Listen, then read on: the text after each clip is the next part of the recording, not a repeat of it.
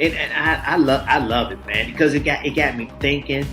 It got me thinking like I was back at school again. I don't even know where you come up with these questions. I want to know how you do with these kids. You're so innovative. I'm like, look.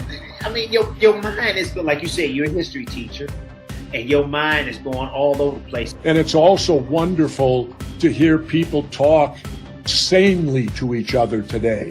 You know, I've done everything. I've done, in the 80s, I did Johnny Carson. I did, Merv Griffin.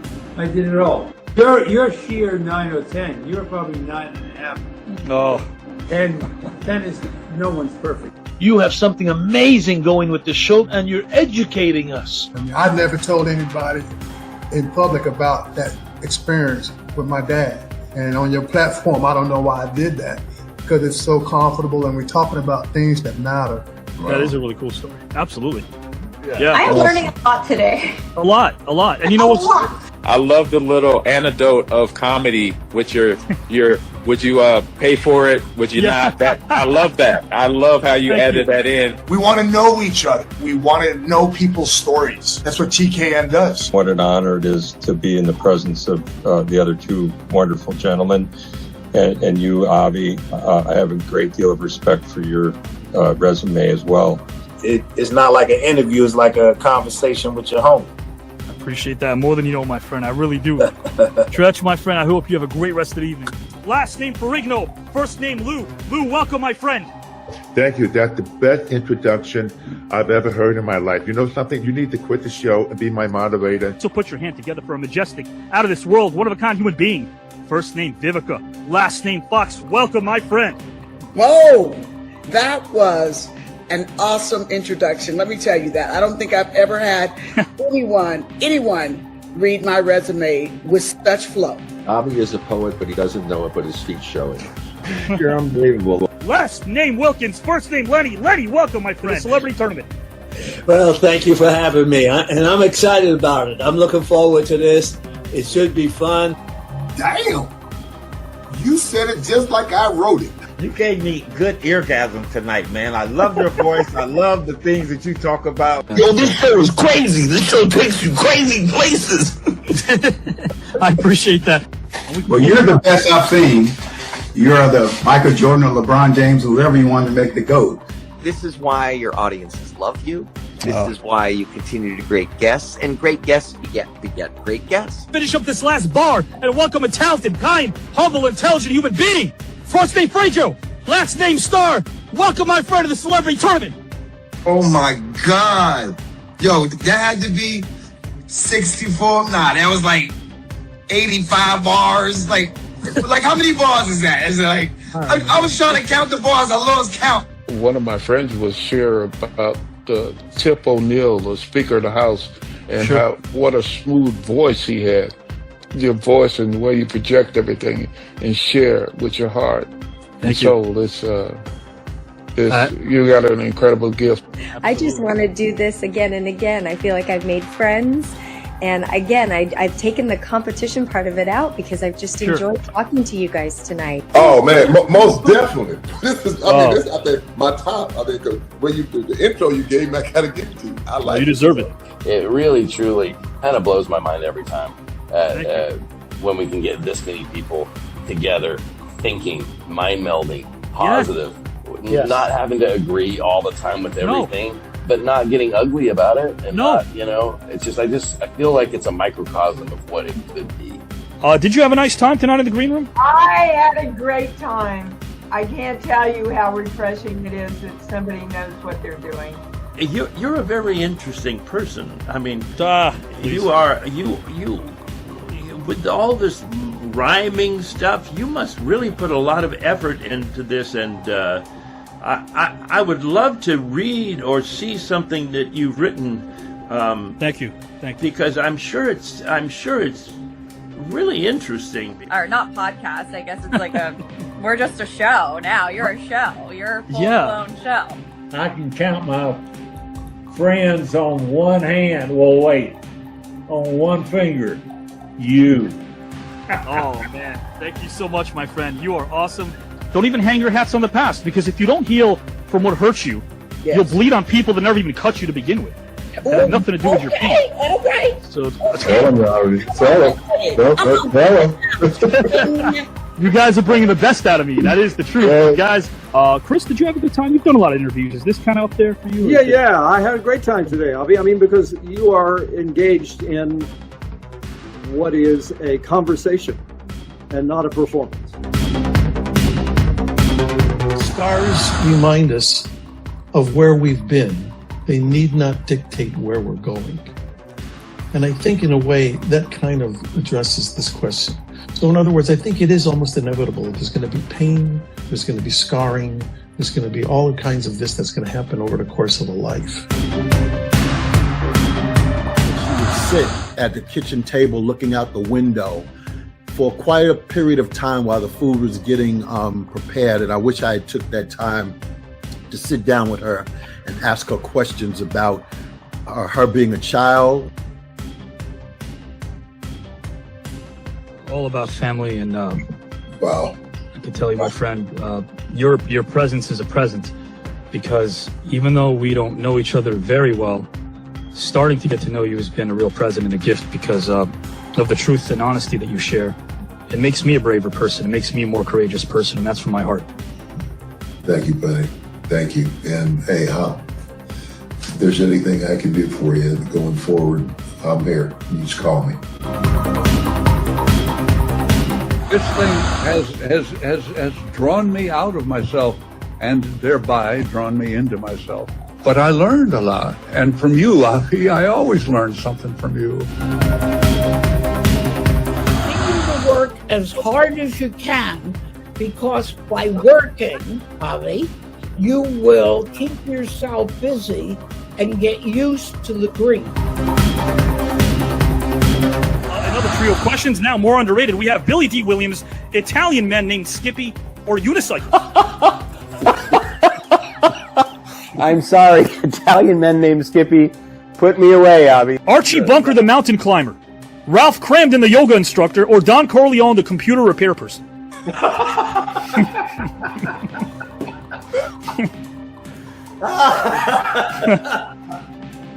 It's clearly an issue with the hard drive. Oh, I like that.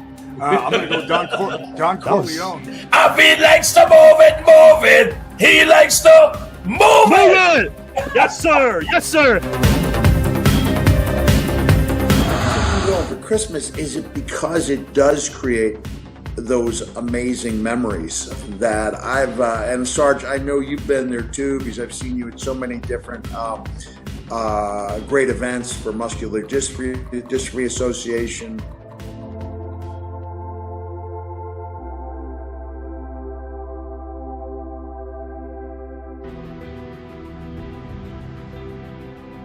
There is nothing that was on TV tonight that even remotely rivals what we did on this broadcast.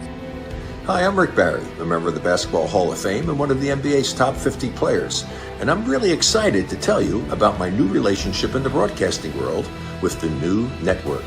It's TKN, and a young man named Avi Klein who poured his blood, sweat, and tears into creating this new network and assembling an amazing group of individuals. Legends from every walk of life who are just bringing their knowledge and their experience and their wisdom, and this is amazing. I feel like this is a cosmic convergence of what is most important to him, and he's such a stand-up guy.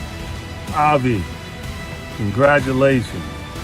I don't know anybody that can talk as much as you. Seriously, I thought I could talk. You are unreal. What you do it with class, understanding, professionalism. You're simply amazing. I told you that when I first met you. And you ran off my autobiography. It basically was a book. It was simply fantastic. And to think that you do that every show. Very respectful. And he really connects with the artists and his audiences. And I felt like this guy's onto something, and I'm proud to be a part of this with him. And I really thank your support. I lost my father, and you were the first person to support me and all that, and I thank you so much for that. It meant a lot to me. the greatest wealth is when you can share it with someone. You can share your victories, you can share your failures, you can express your deepest feelings, but the greatest wealth is to be able to say that I have a friend. And I feel an unbelievable level of wealth. And a lot of that is because I have somebody like you. You here to win the whole darn tournament? I don't play. I just win. Robert, would you like to win this entire tournament? You know, all those luminaries and athletes and strongmen notwithstanding, the most dangerous place on this show is between me and that prize. That's all I'm going to say. You're chomping at the bit to get in this thing. Oh, yeah, man. I've been telling you, brother. You brought up some names to me, and I was like, I can't wait. I hope they don't see me because it's going to be on like a steaming pot of neck bones, baby, and I'm not playing. Are you here to win the entire thing, my friend? I'll just say this, Avi. Winner, winner, chicken dinner. Are you here to win the entire celebrity tournament when it's all said and done? You know, I saw that video package, and I saw a very familiar face, Mike Rotundo, better known as IRS, and he said that he was here for the winner, winner chicken dinner, and I want to take away that chicken dinner, so yes, I want to win this whole shebang. Because what they say, Efkaristo, Parakalo, we're going to Greece, baby. I love it. Tonight, Avi Klein launches the TKN network. It's been over 2.5 years in the making. And tonight, with mystery guests and the big debate, it's going to be, well, let's just say hotter than hell. So don't miss it. And talent, last name Smith, first name Joe Smith. Welcome, my friend. Oh, my God, Avi. Where did you get all of that from? Oh, my God.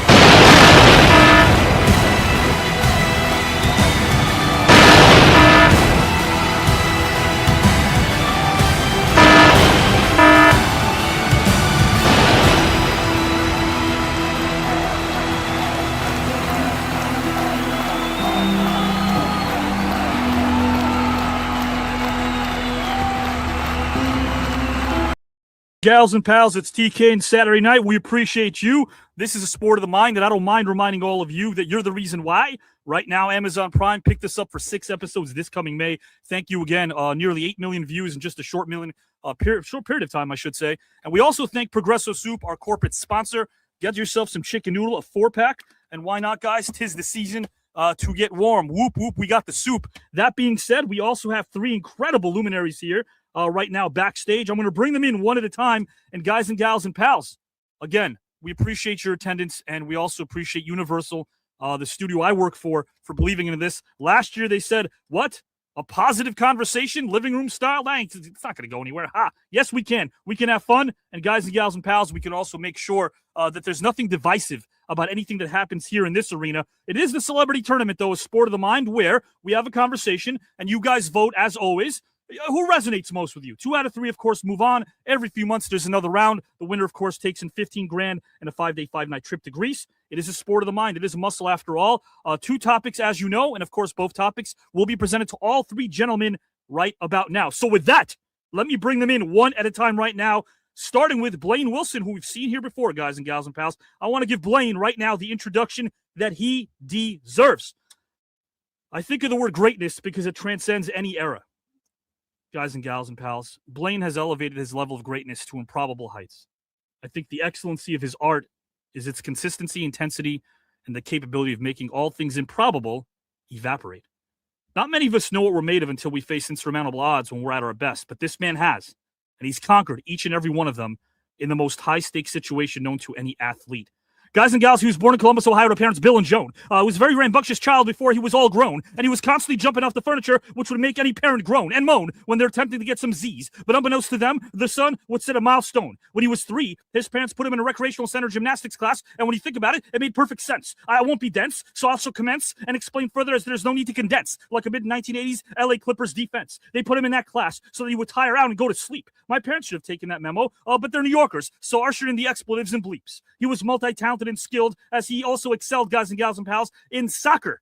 at a young age from the very start. His idol was John Roethlisberger, who taught him a lot about being passionate and wearing the flag on his heart. Something happened to him in 1984, a year in which the NBA and WWE blossomed, as we bid adieu to Three's company roommates Jack Tripper, Terry, and Janet. He witnessed the men's gymnastics team at the Olympics in LA win a gold medal in front of the entire planet. With amazing coaches such as Dennis McIntyre and our very own Miles Avery, this man's legend was about to grow. All I have to do is take a deep breath and bestow upon you a list of his plethora of accolades with a flow, and all of you will soon go, whoa. His gymnastics career, guys and gals, is studded with highlights. He won 5 straight U.S. senior men's all-around titles beginning in 1996. He was a member of 3 Olympic teams in 96, 2000, and 2004, and as part of the 2004 team, he helped Team USA to win the silver medal, the U.S. men's first Olympic team medal since taking the gold in 1984, and he also represented the United States at 4 World Championships, 95, 97, 99, and 2003, winning the team silver in 2003. He finished 4th in the all-around at the 1999 World Championships, a mere 0.01 from the bronze.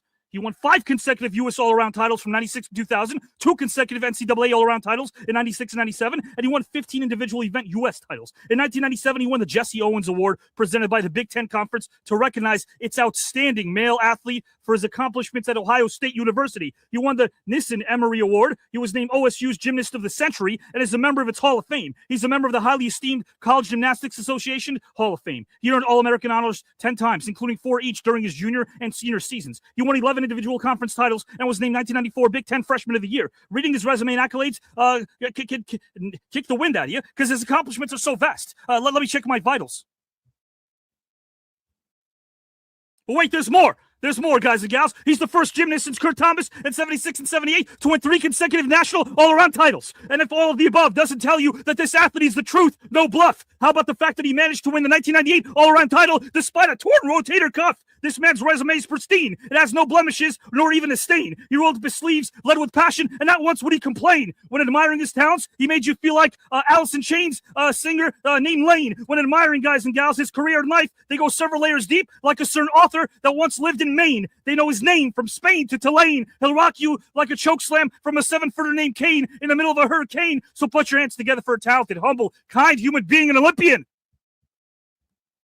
Last name Wilson. First name Blaine.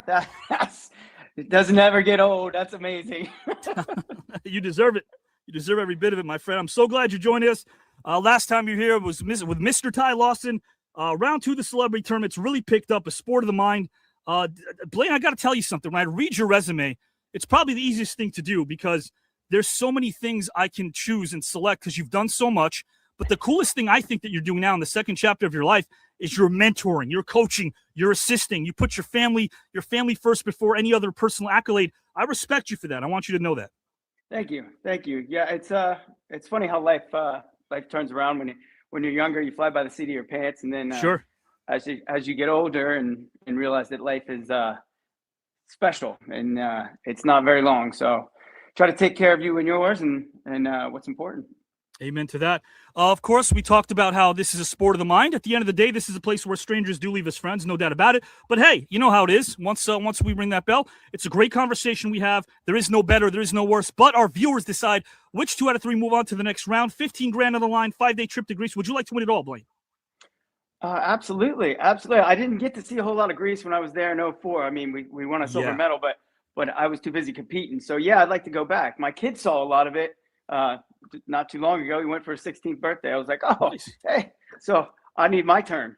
Very cool. Blaine, my friend, I can't wait for us to begin. We're off to the races. Our 2 mystery guests are in the back. I'll bring them right in, and I'll put you right back. All Blaine right. Wilson, guys, thank you for joining us, my friend. This is going to be a fun one indeed. I'm going to be bringing in a hip-hop legend who I grew up listening to right now, guys and gals and pals, and then an entertainer, a legend, guys and gals and pals, who also is a historian, who also knows a lot about a lot. And we're going to have fun discussing different elements of that. Right now, guys and gals and pals, I want to bring in my second participant, storytelling.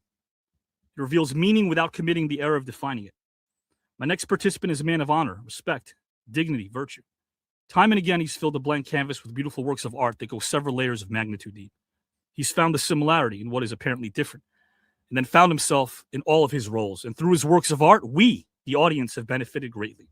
So, guys and gals and pals, how do I get the message out regarding this next great talent? How about Telegram, this ain't spam. My rhymes are teleported from me like a roundhouse from Van Damme. Be sure to tell your fam, because when they tune in, bam, they'll preach to you like Billy Graham that this human being is recognized from Panama to Birmingham because his talent and rhymes never went in the lamb. They actually saved you like a Baywatch lifeguard named Pam. But you know, this, guys and gals, this is because playing his stuff on the radio always caused a traffic jam. So too did his fam. Years after they taught us how to slam, slam, slam, he was born in Kings County Hospital and grew up in Flatbush, Brooklyn, years before his talent would shine. He was real curious and mischievous, but already his mind built a neon sign, and it said, enter at your own risk, because even though these are the days of the floppy disk with storms over the land, your days and nights won't stay gray, because this man already knew that he wanted to be a DJ. He lived in a single-parent home, which consisted, guys and gals, of house of his mother, little sister, and later on his little brother. And guys and gals, in 88-89, around the time Kareem Abdul-Jabbar would score his final bucket on the free throw line, Arsenio became prime time. Alf was wacky and out of line, while many screamed timber at the decline of a Soviet empire, while many were saying goodbye to their decade of decadence, which allowed them to fine dine while worshiping at the altar of suits and ties, who sipped on their Chateau Rothschild wine,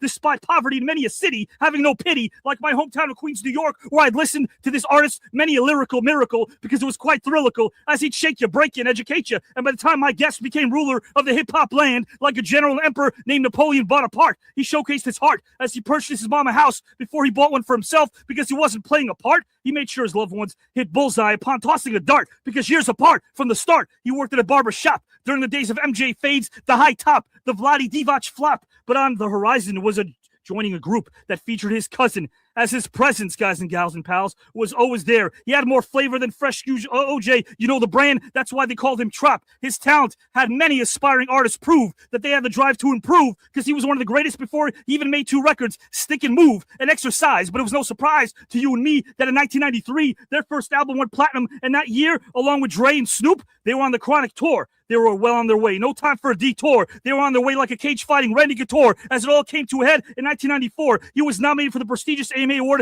in 1994 and won at the 1994 Soul Train Music Awards, but that was just the tip of the iceberg. You heard? He, guys and gals, had no gimmicks, as he kept it real without parlor tricks, as the frontman of the iconic group Onyx, and his range and depth carried over into television and flicks, as he was always in the mix, such as a starring role, guys and gals, in Flight of the Phoenix and in Blade the series in 2006. And as the title character of Blade, he always conveyed an honesty and truthfulness in storytelling, as he did in 2005's Over There, in 2000's A Day in the Life, next Friday, Flatbush Misdemeanors, and The Shield. But there's more, so don't expect me to yield. Why, you ask? Because this man does the very best and more. He's a force like X-Men's Beast minus the fuzz. His hard work and drive always creates the right buzz. So put your hands together for a kind, honest, talented human being.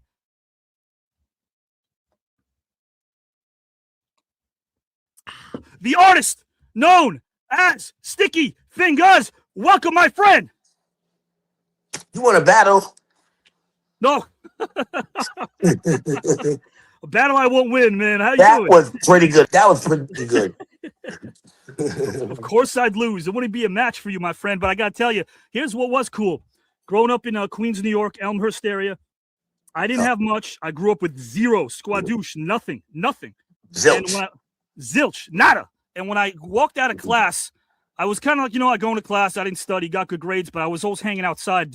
Trouble would find me. But when I was always in my room alone at nights, I would listen to you, and I would think about, again, the lyrical miracles that you provided. And they were quite lyrical. Like I said, you inspired me because, as everyone knows, hip-hop has no color. Hip-hop has no era, no age bias. You spoke to me and you resonated with me, so I wanted you to tell you that, my friend. Thank you. I appreciate it. I'm so happy to see you here, my friend. Of course, Fred, you're a star part of this thing as well, your cousin. Sticky, I can't wait to get into the topics, my friend. This is how I introduce everyone because, again, you guys deserve to hear what you've done in your careers, being able to condense that the way that it's done. But, man, again, 15 grand, 5-day trip to Greece for the person who wins this entire celebrity tournament at Sport of the Mind. Sticky, would you like to win the entire thing? Absolutely, Malaka. I love it. Yes, a little Greek there, Malaka, a little tzatziki sauce. You've been to Greece. Yes. That's it. Big up to Barry Papadakos. He brought us to Greece. Yes, absolutely. We're in the same circles. You know, in that Chronic tour that you were at in 93, if I believe Bow Wow was on, he was like this. Bow Wow was like a baby, pretty much. Yeah, he was. Yeah. Well, my friend, I'm glad to have you here. I'll put you backstage and bring you right back. Okay, thank you. Can I bring people with me? Yes. Okay, I got like 100 people who want to come backstage. Like a cheering section. Absolutely. I like it. Sticky Fingers. I like you, man. I'm glad you're here. Honestly, man, I'm glad that we have Blaine Wilson, Sticky Fingers, and our third guest who I'm bringing in right now. Thank you for hanging out. I really appreciate that from the heart. Guys, again, because we're not a podcast, I'm not an interviewer. I'm a conversationalist. Doesn't make me better than anybody, but I don't like to do the same old, same old. I really don't. I want to do something different. That's why we're doing it. We believe in what we're doing. Thankfully, Prime believes in us as well. So guys and gals and pals, the bard himself, Mr. Shakespeare, said, "This above all, to thy own self be true." My guest's level of authenticity is not only refreshing, but it's appreciated. I applaud him for his no BS approach to life, and I marvel at the fact that he not only sets goals, but he attained them as well due to his skill set, mindset, and commitment. He also knew how to have fun doing it, which is important. My next guest is a legend that resonates deeply with the pro wrestling community, and his no-nonsense style, direct approach, and authenticity left no room for pity in a city that was defined by its ability to cut through the BS and get down to the nitty-gritty. He grew up, guys and gals, watching the Triple WF, and from the age of 4, he knew that he wanted to excel in pro wrestling. Long before the sport was taken to bling-bling, my guest became a fan at 67 during a time where we were fighting in Vietnam alongside the Arvin. Long before the sport was making the bling-bling, guys and gals. My guest was always a fan, but guess what? This legend city finally got the big win, as Will Chamberlain back then finally bested Russell and the Celtics as the big man won his first ring, while residents in Newark and Detroit had enough and began rioting. And months later, the first heart transplant was rather exciting, but not as mouth-watering as the debut of the Big Mac, produced by the Big Bucks, a sandwich that McDonald's was raking and making a killing. All of this happened in 67, which made the year happening. But in the world of my guest, his upbringing and courage was inviting in a sport that celebrates the type of fearlessness that he had before he was innovating. The game itself and a company that could clearly rival the high school morale of any sports team in the land of extreme. But I digress, because it started with he and his buddy Rubin going down to the spectrum where Bruno Sammartino would win. And the closer he got to ringside, the more he noticed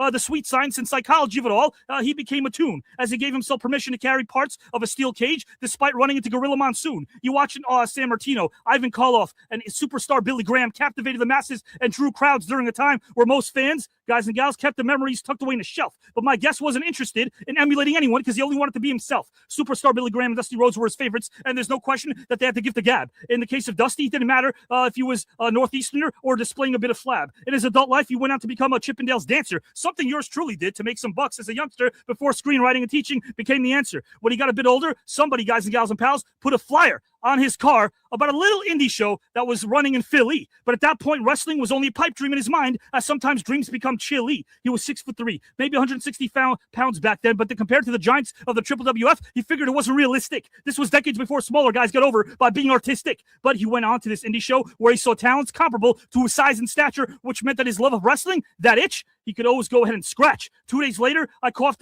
up $3,000, and 3 months later, he had his first match. That school, Tri-State Wrestling Alliance, was run, guys and gals and pals, by Joel Goodhart. But when it came to training my first guest from the very start, the late Larry Winters is credited. But when it comes to training my guest, the person who doesn't receive much credit, guys and gals, maybe the size of only a pebble, we should always give it up to Chuck Williams, otherwise known as the Rockin' Rebel. Larry Winters, he taught him the holds, but there's so much more to pro wrestling beyond a specific move. He learned more about the craft through wrestlers like Tony Stetson and Johnny Hotbody, who helped him improve. Before Goodhart sold to Todd Gordon and partnered up with Paul Heyman, Joel came up with something else that helped cement my guest's legacy in pro wrestling, as he would soon thrive, not merely survive. Joel Goodhart got my guest's iconic name off of a big billboard of a box spring and mattress off Interstate 95. Before my guest became extreme, he told you to hang 10 like a surfer in Ridgemont High, played by Sean Penn. A slow burn to the top, indeed, as some of you in the audience know, but others are wondering, In terms of the theme music, my guest would, guys and gals, first trade Surfin' USA and Billy Joel's Big Shot to a gnarly tune by Metallica. Swilling beer, smoking, and hard rock music came next, and next up was a unique weapon that was anything but mundane, as the crowds would go insane, but to the inclusion of what became known as the Singapore Cane. More on that in the real-life Michael Fay world event later, but it's now time to bring up my guest's vast array of accomplishments and accolades, which are more diverse than the Phil Collins loving alligator kicking in the Everglades. He pioneered the hardcore style in the Extreme Championship Wrestling era and is a 5-time ECW World Heavyweight Champion. He's a former ECW Tag Team Champion. He's in your face. Take no prisoners presence. He inspired the likes of Stone Cold Steve Austin, who he beat for the world title right before Austin signed on with Vince to become a legend. He won titles in 10 other promotions, and fittingly, he had the final match in ECW history at a house show in Pine Bluff, Arkansas. He wrestled WCW, TNA, and the WWE. He was inducted into the Hardcore Hall of Fame in 2007. So rise to your feet and get animated like a character created by a Lee named Stan, and do some cartwheels like an 890s Jackie Chan. They know his name from Spokane to the Sudan. He'll drop your jaw upon entering. That's always the plan. So welcome him, a real, humble, highly intelligent human being, known to you as the one and only Sandman. Welcome, my friend. Wow, dude, that's a lot of stuff. I didn't even remember half that shit. Wow. You deserve it, man. You've done it. That was great, though, some of the stuff. Thanks, like bro. get my name off of a billboard. I mean, that's crazy stuff. it's amazing how like you evolved. Like I think about your wrestling career and I'm like, man, you know, I think a lot of people when they know what's authentic when they see it. And I think I could be wrong about this, but I don't think I am. That's the one thing that I think is the consensus that every fan could say about you is that you were the real deal. But it's easy to see, even like 2 minutes after talking with you, maybe it's a Northeast thing. I'm like, yeah, this guy's real. I love that about you. Yeah, everybody says that. I mean, I'm in I made my life in a fake business, and it's really hard. People, even in a fake business, it's so hard to be real in a fake business. I mean, I'm even talking like backstage and stuff like that. Sure. It's so hard to be real, you know, and nobody is. So that's why I decided, listen, you can believe every single word that comes out of my mouth because everybody was lying to you in the business. And that's just the way it used to be when I got in the business. So refreshing. It's refreshing. And, you know, like, I think the cool thing also about what you do, even past your career, is when you look at things, I think there's a way that you put it that resonates with people. I know for a fact, through the same circles of people that we know, love your history. You were always on top of politics. You're always on top of current events since you were younger. Beyond the business itself, what would you say? How about this? What would you say you gave the business? Just something different, something that they haven't seen before. Somebody going to the ring. That's all I wanted to think of when I was younger is what can I do that nobody else has done before? Smoke a cigarette, drink a beer, carry a big stick. I wish I could do that at Universal and walk in the offices and just get our six-pack. Yeah, but I just wanted to be the first person to do something in a business everything's been done a million times. Because at that time, everything was sort of shackled. Everyone was in a box pretty much. And you I think you busted those doors wide open, my friend. Yeah, just Todd Gordon helped me. He goes, Hack, just go out there and be yourself. I love that. I was like, okay. You said so.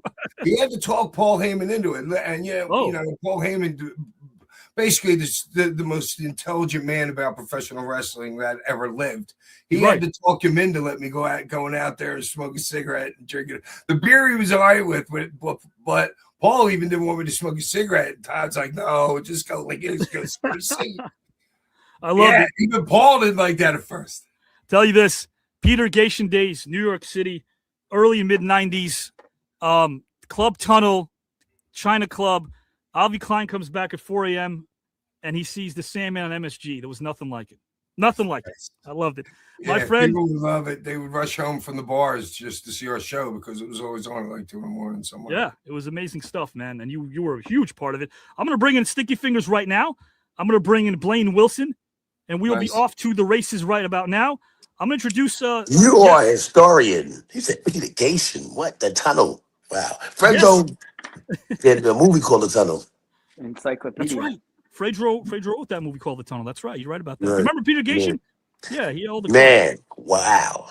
Yeah, all the clubs. Oh, Limelight with the cage dancers back then. Yeah. That's wow. Right. Yeah. Oh man. Guys and gals who are watching us right now, first topic, everyone has it. They can go as long as they want. They'll be on screen. After topic number 1, we'll take a couple of minutes. Why not a little bathroom break, whatever we want to do. Then we'll come back to wrap up our final topic. I'm going to kick this thing off first to Mr. Blaine Wilson, and I'll announce the topic to our audience. It's called the decision of a lifetime. Now, Blaine, in this hypothetical situation, my friend, you've been granted 30 minutes to spend with a deceased historical figure of your choice. You're tasked with asking them to explain one decision they made in their life. 1, which deceased historical figure would you select to spend 30 minutes with and why? And finally, what decision that they made in their lives would you like for them to explain and why? Whenever you're ready, my friend, the floor belongs to you. I'm glad I'm not first. Well, I did. I had a long time to think about this. You know, mine might be a little controversial, but I was born and raised a Catholic. Drum roll. So I would spend 30 minutes with Jesus Christ. You know, if I had that time, you know, I guess got his tongue. In general, you know, you gave up your life for our sins, you know, and would you do it over again? I mean, if you look at the world today, I don't think people are as religious as they used to be. And, you know, like that would be my question is like, do you think it was worth it? You know? And I hope he would say, yes, it was.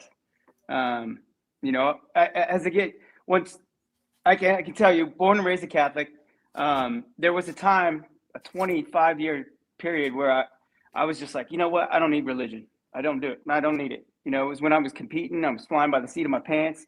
You know, now 51, you know, I've been going to church for the last 6 years, and it's like, I need Jesus. You know, you need God. You need Jesus in your life, and in order to move forward and to be a good person. And that would be my question. If I could walk a mile in his shoes, it would be, unbelievable. And that's basically where I'm at with that question. Yeah, let me ask you this. There's a difference between, in your opinion, of course, Blaine, having faith and Sticky. I don't know. You might need a refresh. Let me just make sure this is in chat. Yeah. Do you think there's I believe there is a big difference between faith and religion? Yes. Yeah. I mean, for me, religion is one thing, but you have to have faith in your religion. That's the whole thing. You know, for me, there was, as I said before, there was a time when I was like, you know what, I am Catholic, you know, but I fell out of faith.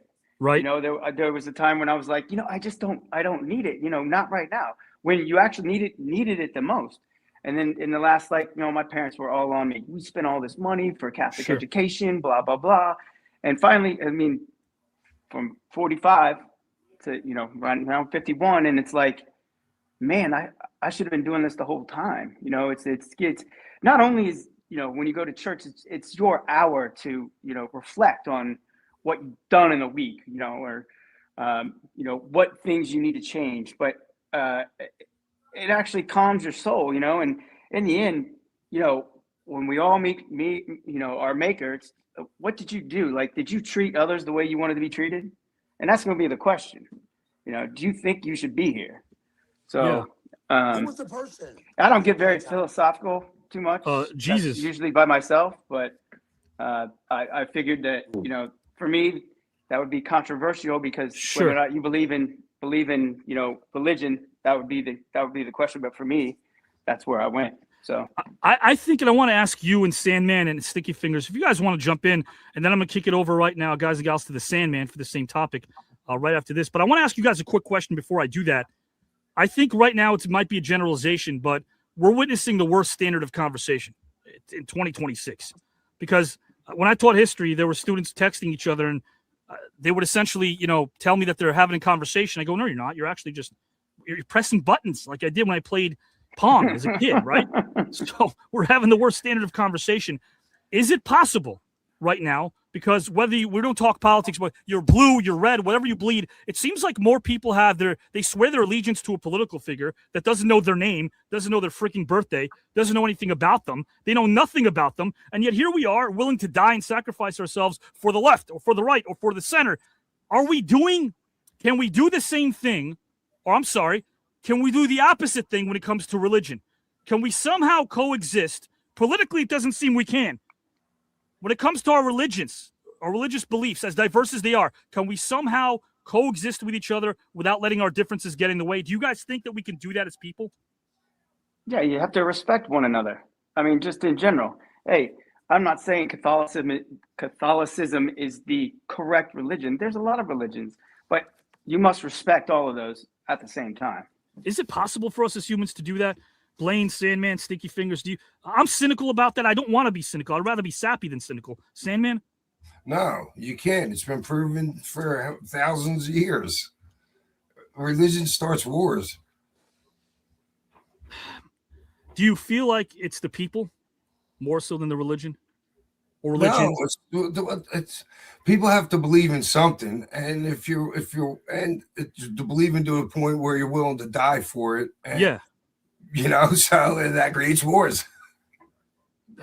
Do you feel, let me ask you this, though. How about this? Because you bring up a good point. Do you feel as if we're the ones as human beings that are in need of belonging somewhere? Because you brought that up. So we'll find religion. We'll find a sports team. We'll find politics. As long as people take us in, as long as we belong somewhere, yeah, I think that's human condition. Instagram, Facebook, Instagram, like anywhere now, like to belong. We got thousands of years ago, you didn't have Facebook. Sure. You know what I mean? You had a fire that you were sitting around. No, you had the holy book. Yes. Yeah, you only Yes. had one thing to go to. You know what I'm saying? There wasn't all these other distractions. You had one thing, and to think about, just think about like life expectancies. You know, 100 years ago, life expectancy maybe like 45, 48, maybe something like that. You know, and even back further. You know, you better, you're praying for something, because who knows how you're dying back in those days. Yeah, right. And it ain't going to be pretty, and you ain't dying of old age, probably. No. That's actually a really good point. You got to believe in something. Sticky, would you concur? Having faith, believing in something is like, it's part of the human condition. The whole world is hypnotized. I was at a party, right? Yeah. And there's water. It was in a milk container carton. Jaden Smith, Will Smith's son, I think it's his brand. So this girl, she said, "Oh, this is the best water. It's better to drink water like this." I said, "What? How you know that?" She said, "Because it says right there in the carton." People want to be told what to do. Yeah. And this dates back to before you existed, you know? Me, I'm intelligent. Sure. I question everything. I doubt everything. My religion is science. I have no faith, and I don't believe nothing. I don't believe shit. Take it until I smell it. Let me ask you this, because the two sides of the spectrum, you know, I love that. I do love it. It's Is there a actually middle three. ground? That's my question. Is there a middle ground? Yes, that's why it's actually three. This side, that side, and then the middle ground. How many sides does a coin have? And in the middle that you spin it on. Right. I don't know. I feel like the one thing that differentiates between politics and religion is that in politics, nothing happens by accident. If it happens, you could bet it was planned that way.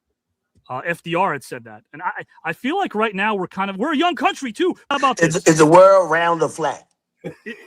Is the world round or flat? Yeah, from your experience. Not what you've been It's told. more cube. It's cube shaped. It's cube shaped. Cube shape? Ice cube shaped? Perhaps. It could be. Have you ever walked sideways or walked upside down? When I was drunk, we were talking about Peter Gatien in the club scene in '97. Yeah. So around that time. But only that day though. Yeah, but it felt like 5 because I was really high. But I want to. I'm glad I was a youngster. But I like that you're questioning everything. You're right. The only reason why I want to bring this up is because I feel like in the 50s we were kind of like romanticizing who we were as Americans. It was the 50s. How old are you? A lot older than I look. But I want to. And I'll tell you something. Wrestling is real. It is not fake. People are fake. Yes. Listen, people don't even exist. Only thing that exists is me. You're nothing but me if I was you and vice versa. You're right. Look, I don't even see myself right now. You're right. It's just you. A tree falls in the forest and you're not there to hear it. Does it make It makes sound? a pretty loud freaking sound. Hell no. The hell? I'm the only person that exists. When I die, the world is over. So wait, hold on a second. So let me ask you this. How do you know you're alive? Easy. Okay. You sure it's not a game? You sure it's not a game show? A game show? Yeah. This is a game show. But what life? Life could be a game show. No, wait a minute. Hold on. How come you didn't offer me the trip to Greece and the $15,000 at the end of my opening? Geez, guys and gals and pals. The Sandman is absolutely right. He's absolutely right. I was thinking about the club days in '97 because I already won, San. Yeah, he texted me. Sticky texted me to do the job for you. My name is Sticky Fingaz. Okay, I got Velcro. Sticky Fingaz texted me and he said he already won, so I didn't. And I'm good with that. Yeah. You know. No, but I want to ask this question seriously. Hold on a second. Hold on. All right.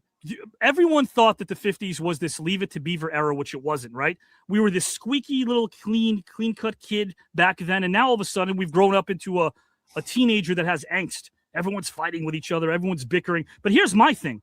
It's only being documented now. That's always happened. People that want to assume that their era is a special era, we're not special. And we seem to think that because it's 2026 and maybe something wasn't documented, that it's never happened before. Everybody's But human beings, it special, sucks just like since the everybody beginning of else. time. Right. Look, the Simpsons predicted it. They predict everything. Yeah, they did. They predict everything. Yeah, It's there's a the shot of stupid- like Trump in the escalator with Melania Trump waving. Let You ever me see say that, something. Sandman? Look, he said Jesus, right? And then God is the most powerful thing ever, right? God is the only being that it can make the whole entire world black, right? Close your eyes. No, wait a minute. Hold on a second. Hold on. I got to say this to you, Sticky. So I'm a man of faith as well. I believe in You a higher are. power. I have no believe in a faith. higher power. Why not? You have faith in something. I have doubt. But wait a minute. Hold on. Are you going to tell me that you were never grateful for anything? Because you've achieved a ton. A lot. I'm full of great. Okay. Where does that extend to, though? Where does that gratitude go to? To myself. Okay. Nobody else in the journey at all? Just you?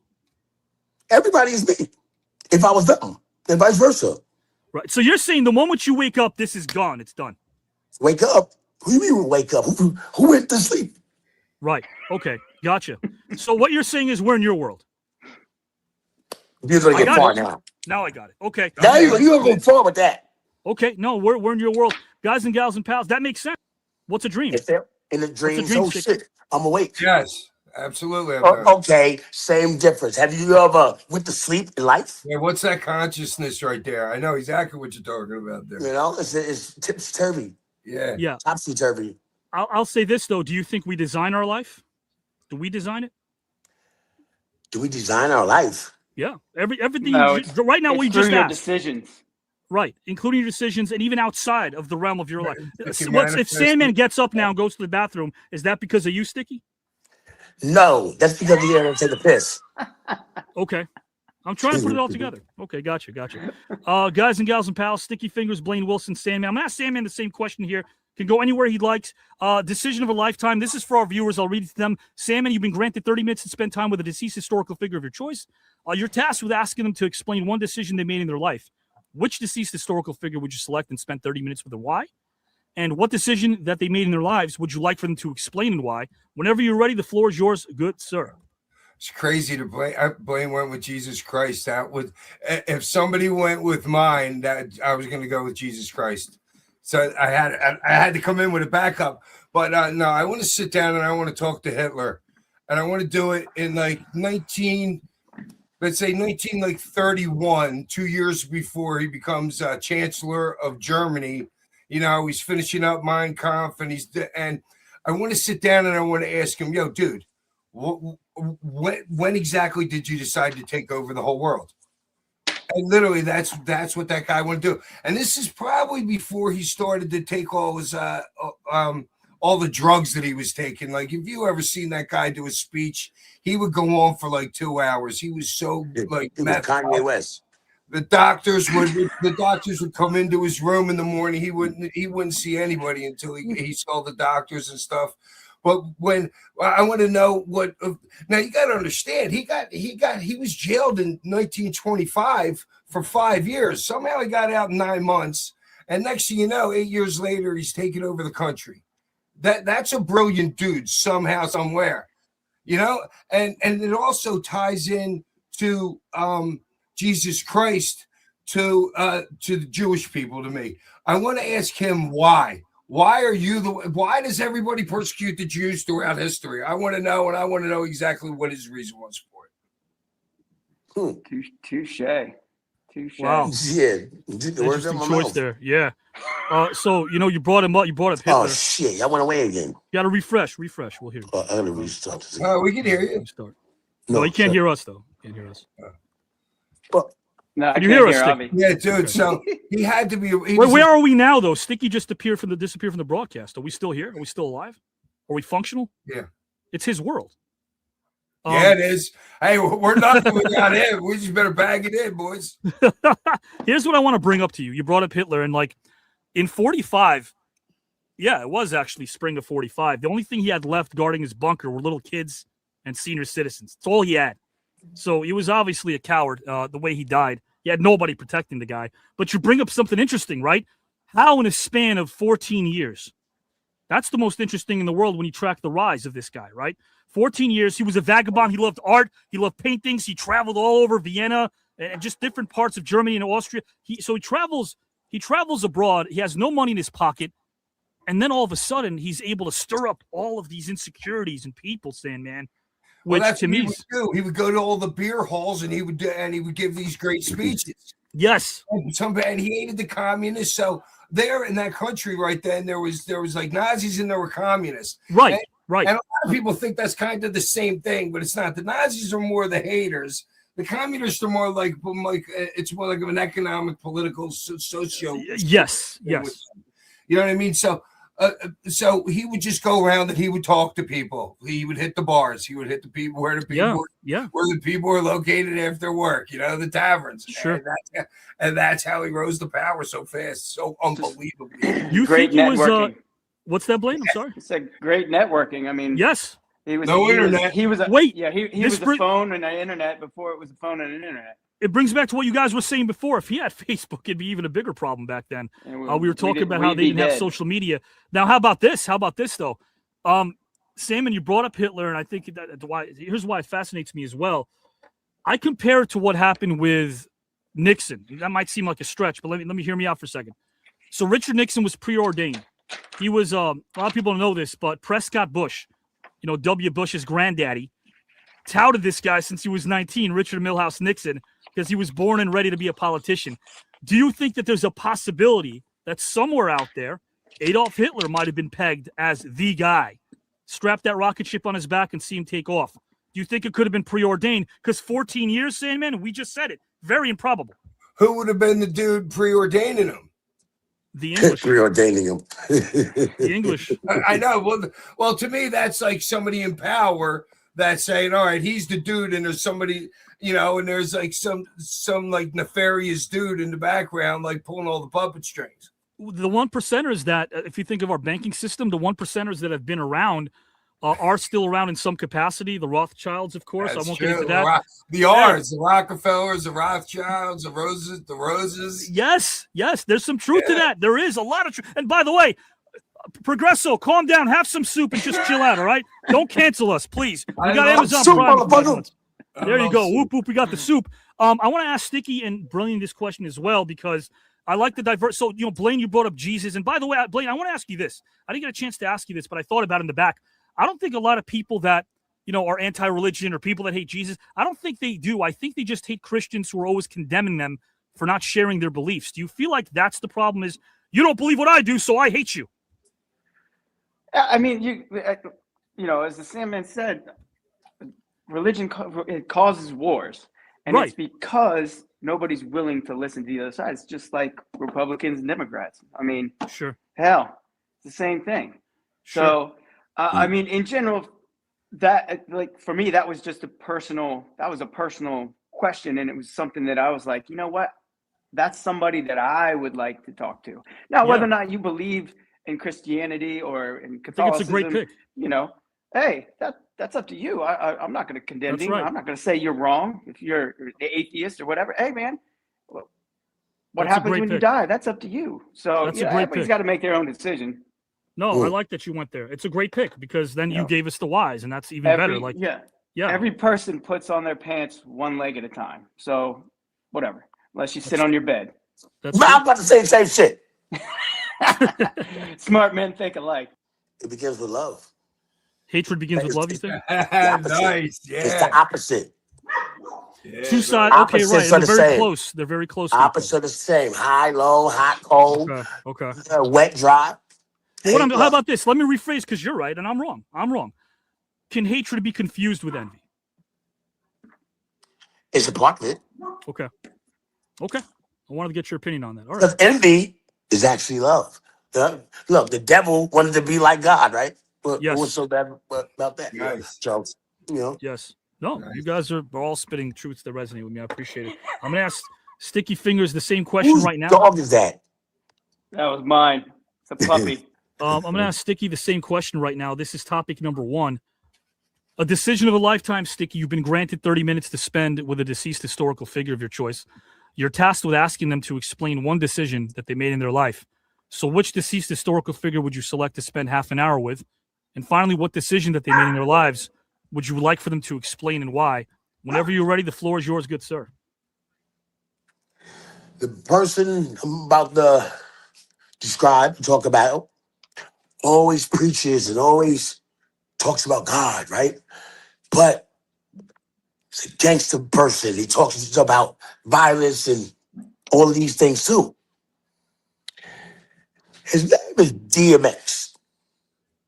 Is DMX in heaven or hell?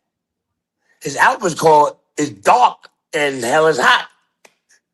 But he's always preaching and talking about God. So, did he go to heaven or did he go to hell? I want to know. What is hell to you? Hell doesn't exist for me, but for the rest of the people. Right. Okay. So you're saying it doesn't exist to you, but if it exists for him, you want to know what it's like? No, it might not exist for him either. But his album is titled "It's Dark and Hell is Hot." So is hell really hot?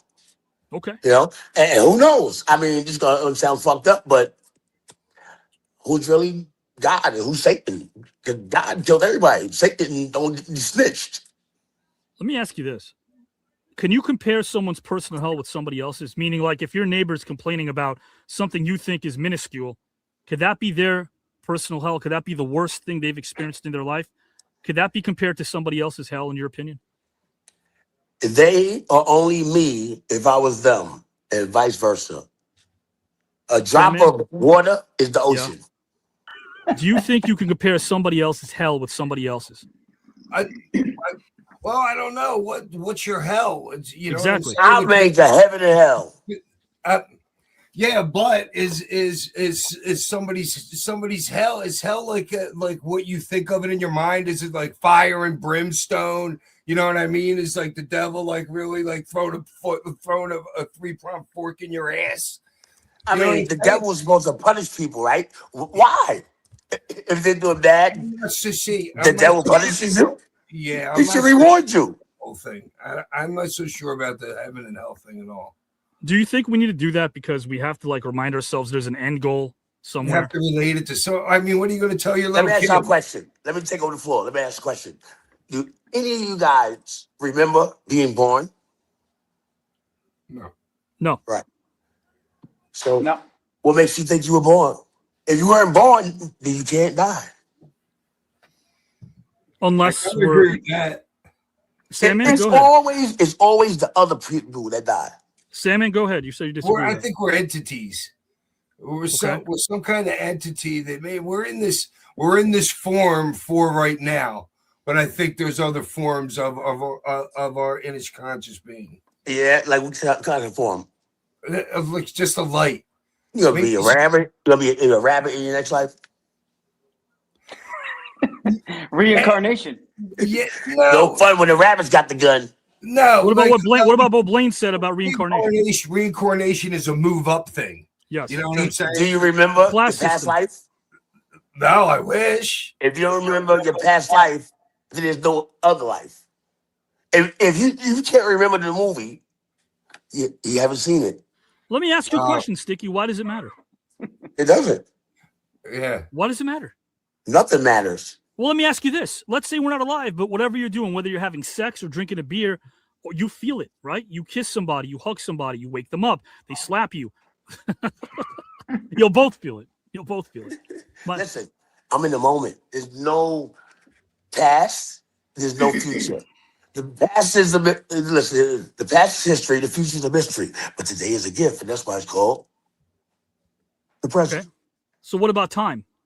Time doesn't exist. A human construct? Is time a human construct? People invented time, calendars, days, months, years. It doesn't exist. Okay. Right. That's what I'm asking you. So let me ask you this. February 14 million years ago? What? Was there a February? You know, was there a January back then? No. First of all, the calendar is wrong, okay? April I know is the first month. Right. Not January. Okay? October. That's fucking 8. November, that's 9. Okay. I see what you mean here. The question I had was, if we're not here, because this is a conversation I didn't expect. I didn't even know which answers you guys would provide. Do you think that we are responsible again? Do you think that we're responsible for our own demise? Because a lot of times the first thing you hear someone having a tough day, Sticky, you hear them say, "Oh my gosh, why? Why? Yes. Why Yes, God? we Why are. this? Yes, why we are. Okay. Because you can push the button and not feel that way. Okay. You know? And time doesn't exist. Last question I have for Sandman. Again, you picked Hitler, so I have to go there as well. When you picked him, we didn't really quite get into this too much. The 1%ers, of course. Do you feel as if something like that could still happen in 2026? Because with all due respect, I am not someone that swears his allegiance to any party. I'm not. But do you think there aren't too many people you can compare Hitler to? Not many. Do you think that what we saw in 1933 to 45 could happen again? You didn't see it. You weren't there. You weren't even born. Well, neither were you. No, but I can see that. I didn't say resort. Neither were You you. did. Happening again. Well, it's a question. I was never born. Well, you were never born, so you were there. He doesn't remember it. It didn't happen. Right. Okay. So let me ask you this. Could something like that never happen again? Wise ass, I swear to God. Something like that never happen again. Could it happen again? Could something like that happen again? I think so. Anything's possible. Okay. Okay. It would be in the United States if it was going to be. Obviously, we're more powerful than anybody else. Take away the nukes, and we're 10 times stronger than everybody could put together, probably. Yeah. You know, if you take away the nukes, so if it was going to happen, it would be us. And just think about all the strife that's going on all over the planet right now. Yeah, absolutely. I mean, dude, there's shit jumping off like everywhere and every little corner. How you know? How you know? You don't feel it. No. I don't. Yes, people that he knows that are though. Sticky. Maybe in the price of something. So we create that. Okay. I feel in the price of something. Let me ask you this. Fake to the wrestling. Sandman, do you think the dividing line? Dude, I agree totally. The world is fake, dude. I agree totally. We never landed on the fucking moon. I don't know who runs the shit, but I don't believe it. Like mostly what the newspapers say. You know, I can believe the local news and what's going on at the freaking kids at the kids' school on Halloween. The first landing on the moon. Yeah, all that. They filmed it. Who put the fucking camera there? Filmed that one at. The fuck? Yeah. Kubrick, Hey, right? Kubrick filmed that, right? about the That's the rumor there. Let me ask you this, Sandman and Blaine and Stick. Do you feel like in this country, at least 1963 was the dividing line? Was that the dividing line? At least in the 20th not a country. century. Pinch your fingers Do out. you feel like the 20th century was the dividing line? I'm going to keep asking that question. The year they said I was born. Close. I was off by a decade. Do you think that was the dividing line? Yes or no? In your opinion? My opinion? Race-wise in the United States, I think it was. Okay. How about economically? Because if we can't trust our politicians. Political. Yeah. All those politicians are dirty, man. They're all dirty. Yeah. Well, let me ask you this. Was JFK dirty? They don't give was two JFK shits dirty? about any of us. Was JFK dirty as well? He was a politician. Oh, yeah, of course he was dirty. You have to be dirty to be at that level. Okay, right. You have to have a lot of dirt. Yes. So essentially we see this, right? Our eyes are able to see a JFK and go, he can't be that bad. He's a good looking dude. Here's what I'm saying though, right? It took 4 U.S. presidents that couldn't figure out Vietnam. You go from Kennedy, you go from LBJ. He realized he's not figure it out. They were making money off of it. Off of the war. That's what it was. Yeah, they were making money off of it. Yeah, when McNamara lied to everybody, when McNamara said there's a red scare in Southeast Asia, he was full of shit. He was an auto car salesman for crying out loud. My point is this, though. For money. Yeah. Everywhere we go is economic prosperity. Yes. So here's what I'm saying. What the hell are we doing in Somalia? Right? You know, what are we doing in Grenada in '83? Everywhere. What are we doing in Grenada? What about Grenada? I opened up a can of worms. What about Grenada in '83? What about Grenada in '83? We had no reason to go to Grenada in '83. That was drugs. That wasn't just drugs. It was morale. You know why? After Vietnam, we didn't trust our politicians anymore. Enter the Reagan era. He says, you know what? Court of public opinion matters. We got to go somewhere and kick some ass. And he did that in '83. And of course, who were the pawns? The people in Grenada. That's what happened. Think about 76. The only guy, a peanut farmer from Georgia, Jimmy Carter, the only guy that people trusted, had one term, and he was served an economic platter of shit. Right? So he didn't go He anywhere. was a straight puppet, that dude. He was straight. Exactly. Did you vote? I don't know Did you how vote? Jimmy Carter became president. Did you vote? Did who vote? You. No, I couldn't. They took that away when I went to prison. I didn't vote. When I was younger. I didn't vote. I didn't vote. Ever? I have voted, but the last 8 years I haven't voted. 9 years. See, you trying to be political. I'm not trying to be political. I'm You trying are to be political. anti-political. By not voting, I'm being anti-political. By not voting. Yes. So, you know, if you see something, you got to say something. Otherwise, that's what we're doing now. You're part of the problem. I'm saying something, though, so maybe that's part of the solution. I like him. He's fucking quick. What's your zodiac sign? This shit's all coming full circle. What's your fucking zodiac sign? I have no idea. It's all fake. What month were you born? November. So you're a fucking Scorpio? I'm a Scorpio, yeah. November the 13th? 17. Wow. You know more about that than I do. You're trying to get me all curious now. You're trying to get me all curious now. They say I was born November 3rd. I'm a Scorpio too. Actually, Scorpio 1, not 2, excuse me. Wow. Wow, that's pretty He's incredible. dangerous. Watch him. Let's do months right now before we finish out the last time. Samuel, what month were you born? June.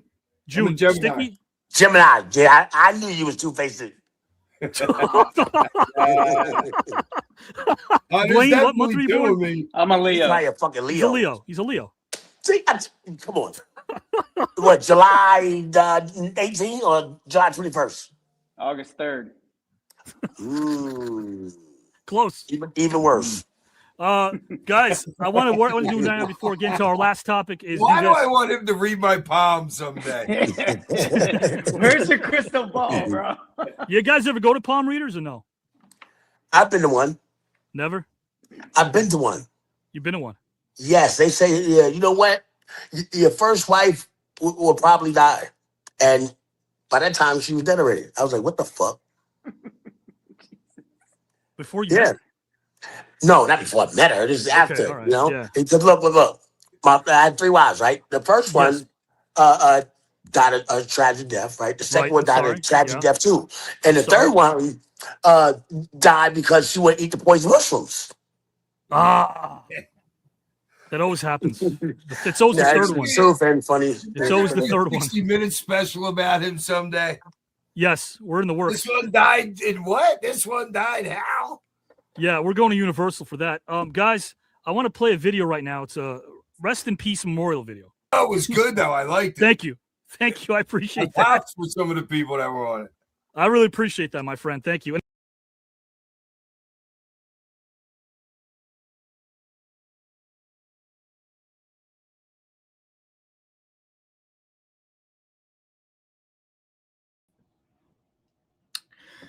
Ladies and gentlemen, what we are witnessing is pure magic. The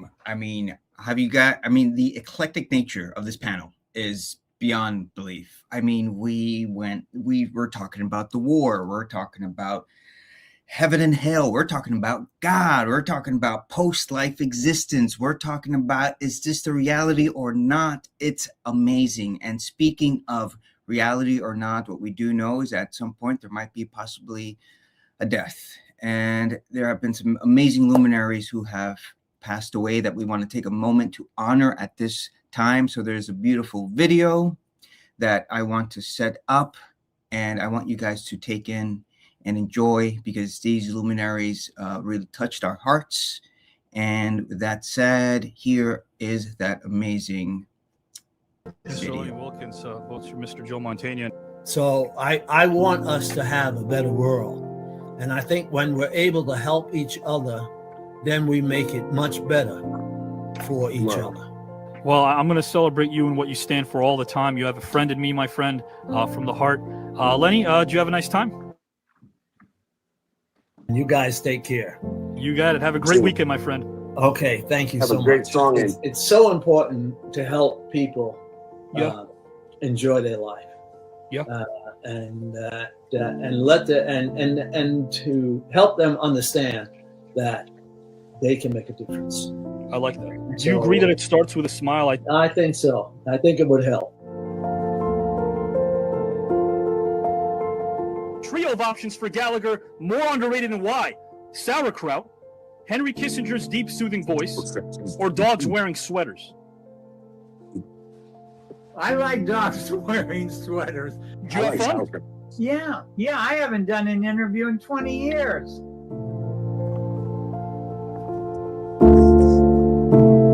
Mr. Sizemore, first name Tom. How are you, my friend? I could turn the volume lower if you'd like next time. If you'd like me to do that, I can do that. Wow, it was something else. I don't know what I can do now. Oh, please. That was terrific, man. Thank you, my friend. I appreciate that. And what, as charming as a guy that you are, man, and as honest as a guy as you are, and as down-to-earth as a guy as you are, you played a character that isn't so down-to-earth named Scrooge in college. You played Scrooge. And of course, I feel like a thespian should rely on their instinct. Do you feel like you rely on your instinct a lot as a storyteller as well? I mean, playing Scrooge at that young an age was, when I think about it now, I only way I could have done it is I was relying on my instincts. You know, I could have done it the other way. Okay. More underrated and why? Unicycles, Italian men named Skippy, or sophisticated dinosaurs? What? More sophisticated dinosaurs? Yeah, I want to say the sentence. Italian men named Skippy. I just want to say. Yes. Yeah. Italian men named Skippy. I just want to say the sentence. Italian men named Skippy. Yeah, something you'll never hear. Yeah. Did you have fun? Did you have a nice time? I had a great time. It was ball. Yeah, man. I want to do it again. This is great.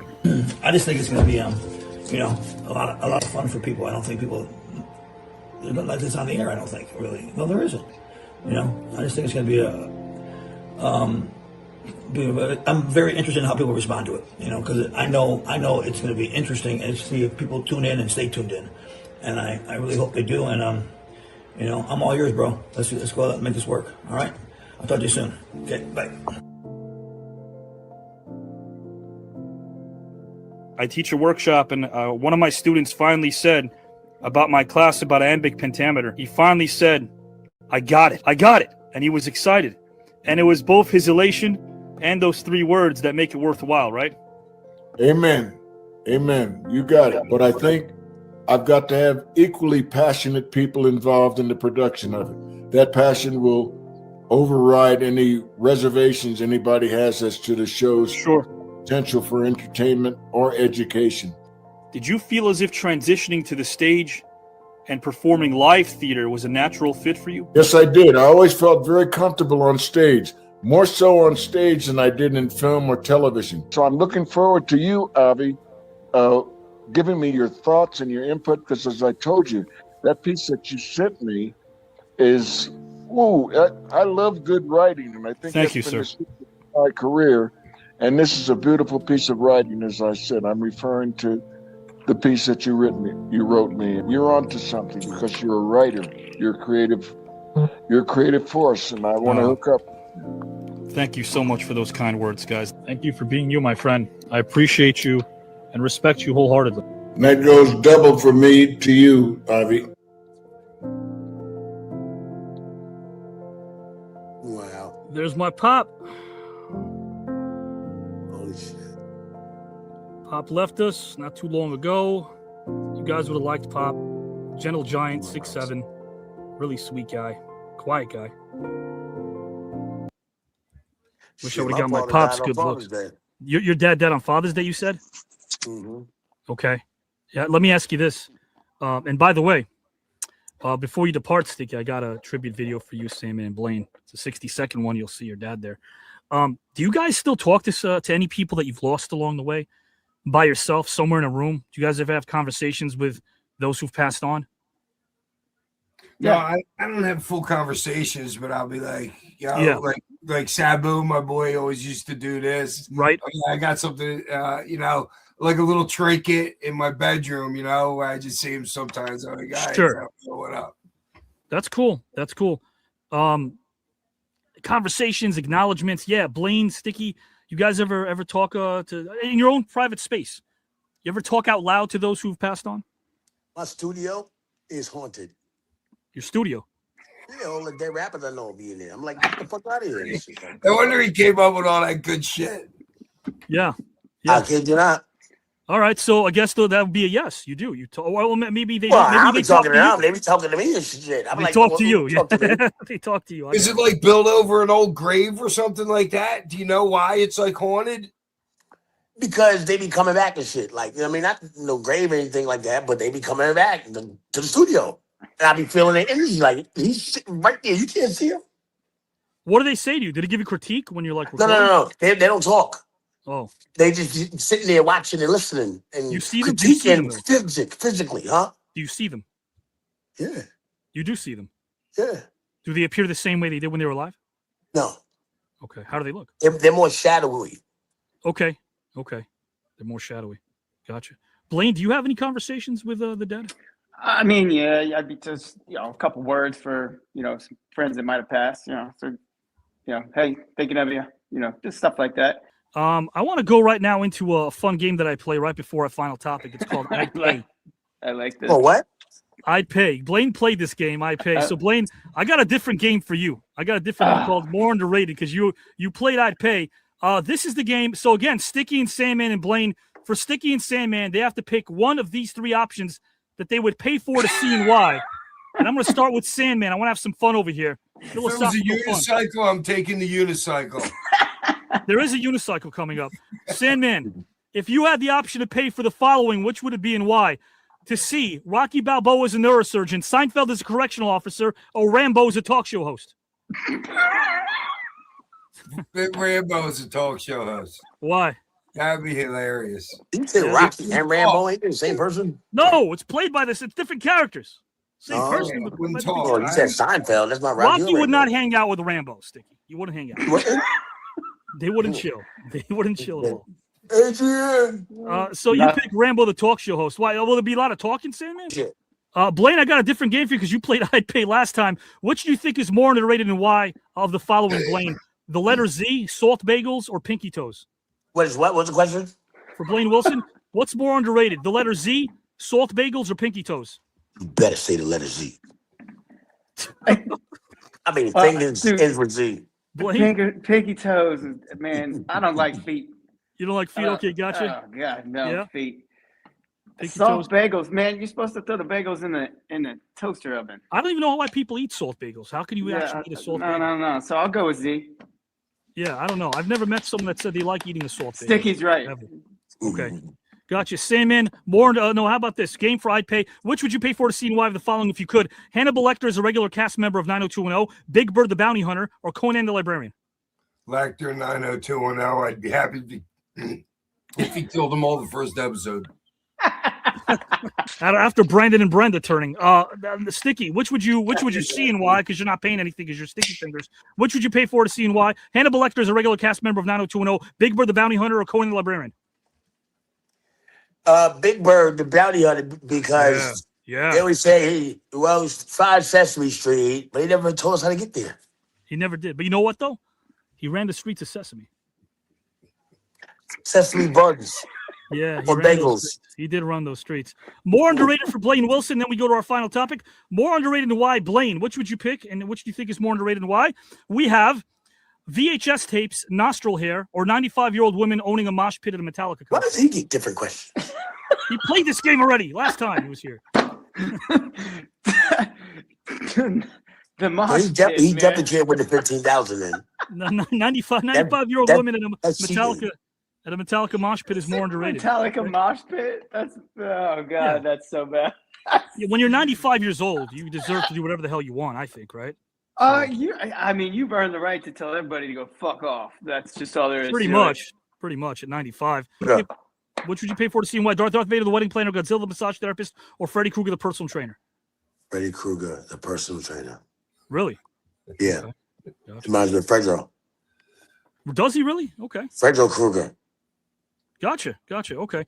More underrated and why, Blaine Wilson. Fax machines, breathing, or going 2 weeks without getting slapped in the face? It's underrated. Let's say it again. Yeah. What's more underrated? Absolutely. Of the following, which do you think is more underrated and why? Fax machines, breathing, or going 2 weeks without getting slapped in the face? I mean, I'm going to go with slapped in the face, but... Yeah. That's underrated. I think so. We should be grateful we don't get slapped in the face every 2 weeks. I think he should get slapped in the face. Yeah, what's that, Sandman? Getting slapped in the face by a girl like in the middle of a bar or something like that is good shit. It's not a bad thing. It's not a bad thing. No, you're right. It's not a bad thing. And here's our keep final you one. humble. I think Sandman and Sticky will like this one. Fried Pay. I'm going with number 3. Horrifying. Cast of Goodfellas as studio audience members and Jerry Springer. Nah. Oh, of course. That'd be entertaining as hell. I agree. Yeah, the Bonnie Peace Nets. Yeah, I'm with you there. And now we have Blaine Wilson for our following. Which do you think is more underrated and why? RC Cola, Pigeon Poop, or the name Beatrice? Beatrice. My sister's name's Beatrice. Oh, that's fucked up. It is. Yo, still underrated though. Yo, where can I pick it up? Bird poop, man. The bird poop. Where can I pick it up? Pick what up? 15,000. Oh, you think you already beat Sandman and Blaine? Okay, gotcha. Okay, all right. And what? Sticky thinks he's already won. I'll give him a commission or something. He's already won. All right, guys. Our final topic is upon us. Blaine, I'm gonna have you tackle this first. It's called being wrong. Never felt so right. Blaine, could you please discuss a time in your life in which you benefited greatly from being wrong? Whenever you're ready, the floor belongs to you. Yeah, this didn't take much for me to figure out. In 1997, I basically looked right at the teachers, and I was on my way out of college, and I was like, you know what? I'm never coming back. I don't need a degree. I don't give a crap about college. You know where I'm going? To the Olympics again. So I left and went to Colorado Springs. I'm like, school was the least thing thought back in my mind. I end up coming back, and I'm done after 04. And I'm like, oh, shit, I got to get a job. And sure enough, Ohio State, I went back to coach for them, and they required me to finish school. So, turn around, and I graduated 17 years after I started. That has been I think the biggest being so wrong, being so right that there's ever been, because I graduated in psychology and I coach kids for a living, and I use it every single day. Algebra. I dig that. That's like my little brother. I dig that. He graduated a 2-year college in 4 years. Did he really? Okay. Yeah. But the richest people on the earth dropped out of school. Yeah, that's true. That is true. Entrepreneurs. A little known fact about Blaine. You were named for the former Dallas Cowboys lineman Blaine Nye, right? And your middle name Carew is in honor of Baseball Hall of Famer Rod Carew. Nice. Correct. Pretty cool thing there, right there. Carew was great. I want people to know about Blaine too. I'm going to embarrass you in the best way possible, but I mean, your accomplishments are incredible. I think when people look at male gymnastics, you were the first gymnast since Kurt Thomas in the late 70s to win 3 consecutive national all-around titles. That's one hell of an accomplishment. Your students that's impressive, man. Isn't that right? Yeah. Your students are in great hands, Blaine. Yeah, really good hands. And you're a gentleman, and I appreciate you, man, from the heart. Guys and gals and pals, I'm going to kick over the same question to the Sandman and Sticky. And right now, Sandman, same question for you. If you can discuss a time in your life in which you benefited greatly from being wrong, whenever you're ready, the floor belongs to you. All right, this is like 2008, maybe like June-ish. I just get fired from WW. Well, at first I'm with this girl. We just buy a house together. We've been together for like a couple years. We break up, and then like a month later, she calls me back. In the meantime, I got fired from the WWF, which is a great job, big money making job, And so she calls me like a month later, or she texts me and she's like, come over. And so I'm like, all right, good. We're going to have sex at least. You know what I'm saying? That's on my mind. Dude, I walk into the living room, sit down. She hands me a sonogram thing of a baby. What else she said? Dude, yeah. So she's about now, which is kind of ridiculous when you think about it now, that you have to have an abortion. They give you like 111 days. Like this is back in 2007. Like you can have a kid that's like the third of the way born, and you can abort it all the way up into a little like over 3 months, which is like crazy to me. Like when you really think about it. But me and her just break up a month ago. I just get fired from a great job, and she wants to keep the baby, and I'm like, girl, this is not the right time. We just broke up. Just lost the job. So I thought we left it as in we weren't having the baby. 3 weeks later, she calls me when she can't have the abortion anymore, and she's telling me she's having the baby. And then I'm like, all right, great. You know what I'm saying? I'm not like, oh my God, you know what I mean? I'm like, nice, I'm gonna have another kid. So that one turned out like unbelievably great for me. You know what I mean? I got a 17-year-old son now, and he's the light of my life. Dude, that kid keeps me going. Don't let him watch this episode. Oh no, he knows. He knows the deal. Yeah, he knows the deal. And like sometimes it's just not right. You're right. You know what I mean? And then me and her got back together until he was 12. So kind of it really worked out in that aspect. You know what I'm saying? Does he know the story, Sandman? Huh? Does he know the story, your son? Oh, he totally knows. Yeah, my kids call me Hack. They don't call me Dad, dude. My kids know everything when they're I think young. even your grandmother when you were young called you Hack, right? What? Right about? Even your grandmother called you Hack when you were young. Yeah. Everybody called you Hack. Yeah, everybody calls me Hack. That's how I used the name in WCW for the year that I was in. Right. Okay. I didn't want to use the Sandman. Then what Gorilla Monsoon like, called you when you were kind of doing some stuff? Like you're hiding under the ring. Old Gorilla Monsoon before you became a wrestler. Oh, yeah. Gorilla Monsoon pulled me out from under the ring when I was younger. Threw me out of the building twice when I was younger. Carried pieces of the steel cage for Andre Giant. And because there was no security back then, the security was, the security was a joke back then. There was it was so easy to go do whatever you wanted anywhere. I can imagine. Like you could go right onto the sidelines during Eagles games, freaking. You could do anything. You know who told me that, Sandman? I don't know if you ever worked with him, but when I did wrestling for a cup of coffee, as I told you under Carluzzo, Bundy, Chris Pallies would tell me about that. Bundy was a funny guy. Oh, big old dude. He's the only guy I ever seen. We're getting on a plane. We're going to Escanaba, Michigan. Okay. So we're on this plane like a 21-seater. Yeah. So the stewardess comes back with her head down. She's like, sir, either I'm going to have to get 5 people on that side of the plane to move to this side, or I could get you to move to the other side. What happened? I said, you fat shit. Get on the other side of the plane.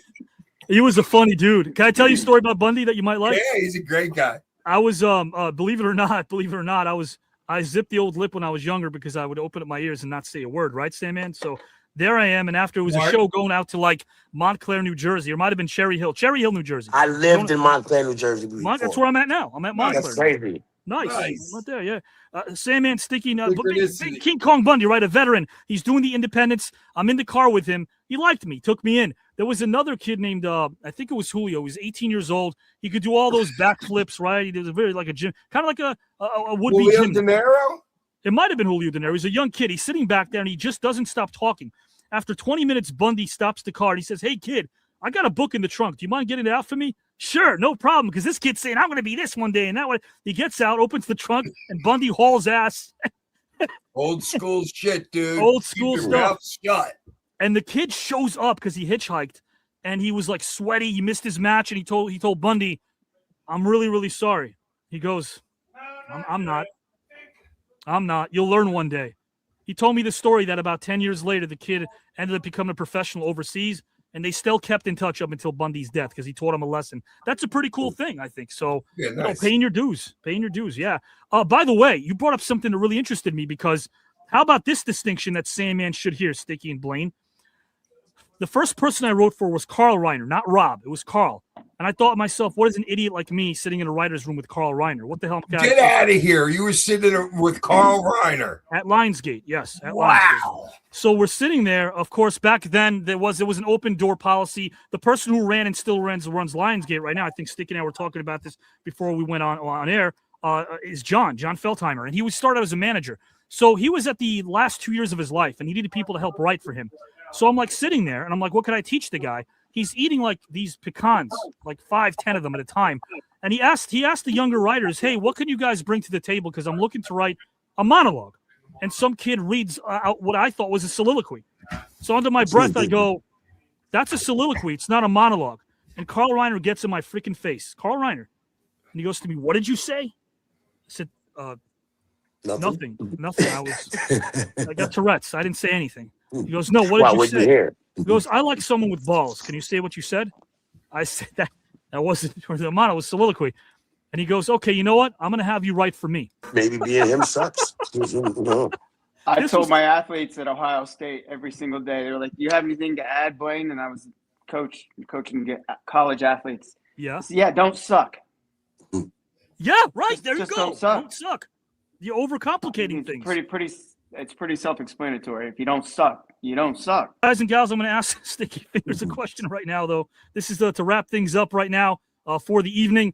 Sticky, can you discuss a time in your life in which you benefited greatly from being wrong? Whenever you're ready, the floor is yours. Mine is really easy because I'm not always right, but I'm never wrong. So you're never benefiting. You're never benefiting from anything. Yeah, benefit. No, you're never wrong. Sure. Duck the tough questions there, Sticky. Guys and gals and pals. He took a powder. Accidentally, they pulled a wire out or something over there. You know what I mean? Yeah. I lost power. The room got hot there. Sandman, I got a quick tribute video for you. I'm going to play for you. All right, let's see. I'm going to play for Blaine as well. Sticky, I got a video for you. It's as good as my introduction. It should be great. It means a lot to me. I appreciate that, man. Thanks a lot. I want to tell you guys I put a lot of time into this because I want you guys to be entertained and not do the same old shit, because everyone wants to put you in boxes and go, you answer gymnastic questions, you answer wrestling questions, you answer hip-hop questions. Sticky, what do you want to say? I'm sorry. Are you entertained? Are you not entertained? I was. Got you gladiator. For a brief moment. No, I am, man. I appreciate you guys a ton. Blaine, I got a tribute video to play for you, my friend, then for Sandman, then for Sticky. Sticky and Sandman, hang around for one more minute, then I'll play your video as well. All right, I'm going to see you in my route number. Don't hang up. Don't sign out. Love you guys. Blaine, I got a video for you. I got a tribute video for you. My friend, a trip down memory lane from me to you.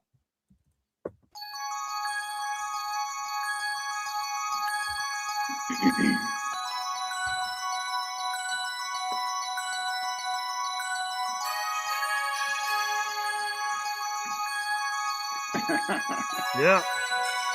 Champ. That's a champ.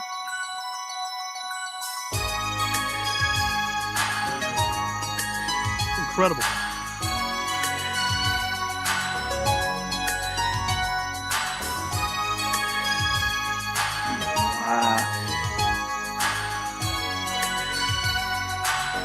Wow.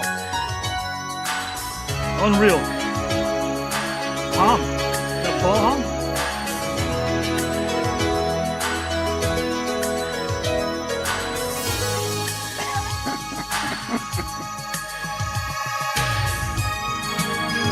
That's funny.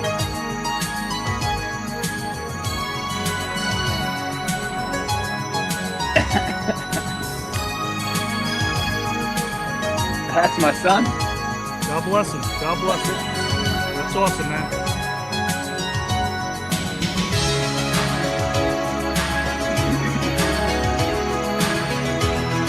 Okay. I had a great time. That video was just like, oh my God, so old. I'm an old man. Nah, man, you deserve every bit of it. Hey, you're a friend. I'm going to keep in touch, and I'm always in your corner, my friend. Absolutely, Avi. Thank you for everything. I appreciate it. You guys are great. Tell Sandman and Sticky, I said later. They're killing me. You're a beast. You guys are awesome, man. You too, Blaine. Hopefully I get to see you guys again. 100%. See you soon, my friend. Peace. Take care.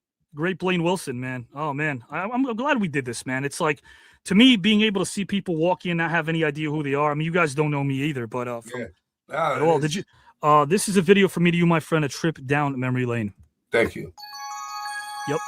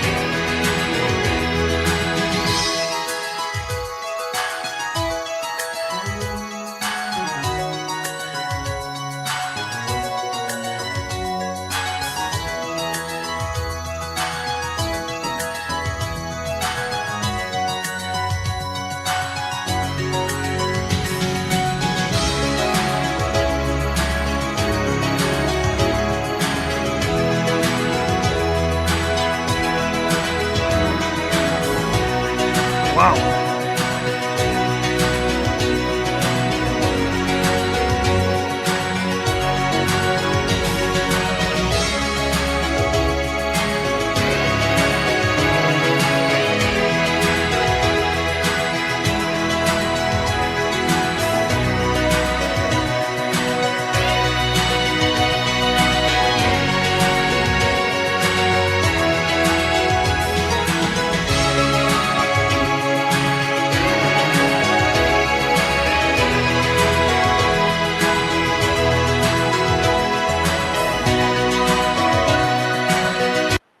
Hey man, I want you to know something. Love that. I appreciate that. I'm sending it to you if you want. I'll email it to you in case you want to have it. I took it. I videoed it. That's awesome, man. I want you to know something, dude. Growing up in New York, it may not be like a regional thing, but I grew up cynical as hell. I'm not some Hollywood dude. I'm a down-to-earth t-shirt jeans guy. You always spoke to me, man. You always resonated with me. Nice. I hope and again, I know we just met, but I guess why not in good faith? If you ever need something from me, man, I'm here for you. That comes from the heart. Whether the camera, wherever the hell it is on or off, I'm here for you, man. Appreciate it.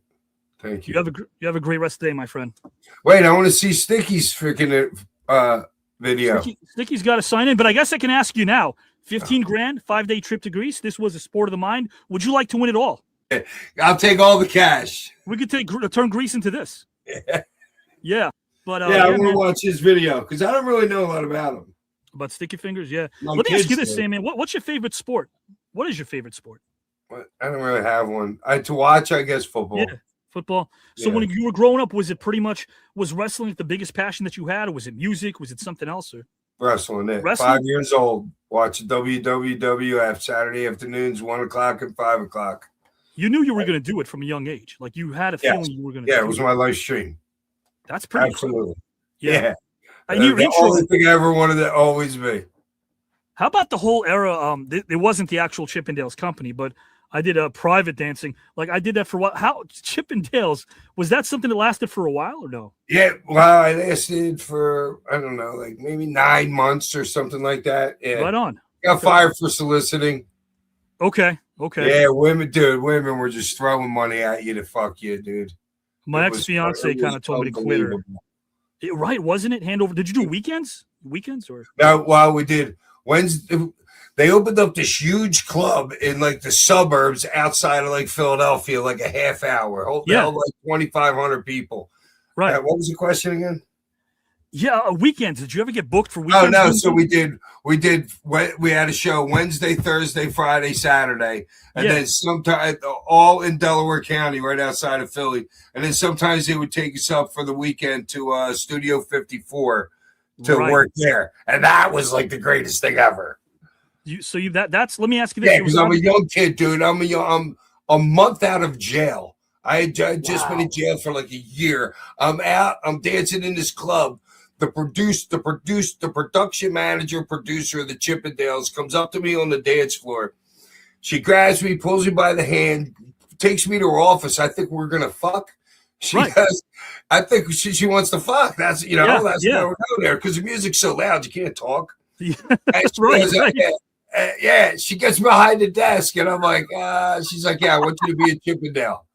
She goes, I want you to be a Chippendale. She goes, listen, you're gonna go here. I want you to get all the outfit. Yeah.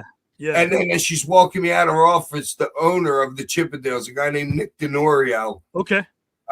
He's walking out. She didn't want me. She wasn't going to start me right then. We're crossing paths in the hallway. Nick goes, "Is this guy starting tonight?" She goes, "Yes." Right. They got me shit right then, and they started me. Oh wow! So wait a minute. Because they didn't have any blondes in their show. I was a natural blonde. They only had one other blonde. So they had like 20 dudes and there was only one blonde. So that's why he wanted to start me right away. It's like a niche thing. Yeah. So you were the lucky as shit timing, dude. It was lucky timing. I didn't last a long time. My fiance, and I'll admit this openly, I have no ego. My fiance at the time was like, you got to stop doing this. And at the behest of her, I stopped, but it was money over fist. I mean, I was making a ton of money. A ton of money. Yeah. Oh, I didn't tell you the funny thing too. I'm teaching history by day and dancing by night. So that's freaking hilarious. What grade were you teaching? 8th grade U.S. history. Did any of them find out? Did any of the kids ever find out? Nobody did. 2 parents did. Oh, But what last thing before Sticky signs in? Your friend Ruben, is he still alive? The guy you grew up with? Yeah, absolutely. Yeah. So you and Ruben would go to. I was just with him. I just spent some time with him last week. That's awesome. Yeah, you guys would go like, I guess as you got older, you get closer and closer to the ring, and then you're like, I could see what's going on as you got closer.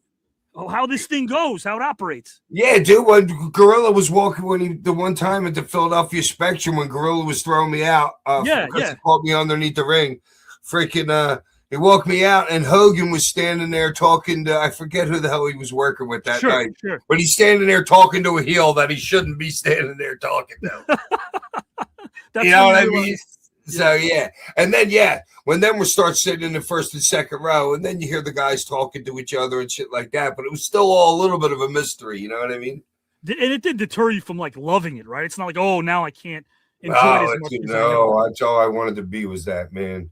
That's all I cared about. I don't think our viewers know also about the Singapore Kane story, but obviously there's some historical connotations attached to the. The Michael Fay incident over in Thailand. He's going to get whacked, and that cane that they're hitting was going to fuck him up, dude. He's going to be a bloody mess with that thing. And then freaking, I saw Tojo Yamamoto from the 70s carry one of those things. Yeah, and that's what I ended up getting. I went to a martial arts store and got one. Singapore Kane, man. I know, dude, it was crazy how that shit happened. That was luck that happening too. That the name Paul giving me that idea. Paul giving me that because Paul knew I knew politics and all that shit. Right. So he goes, you know the kid in Thailand. I'm like, yeah, Michael Fay. He goes, yeah, well, you're gonna come to the ring with a cane. With a cane. He goes, I go, well, what am I gonna use? I was outside. I was smoking a cigarette. He walked up to a tree, pulled a branch off a tree, goes, go get some tape wrapping around here. And I cut my first promo with an actual branch off a fucking tree outside the studio. And that's when I figured out I'm not going to the ring with a branch. That's when I started with the cane. You know what? It's the man behind the accessories, man. You made everything work. Mr. Sticky Fingers, I see you, my friend. Yes, sir. Can you hear us? Absolutely. What up? I am going to be playing a tribute video from me to you. Put Mr. Sandman in the back for 1 second, and then I'll bring you right back up in case you want to tell Sticky anything you want. Appreciate you guys a ton. Sticky, this is kind of a trip from down memory lane from me to you. Mm-hmm.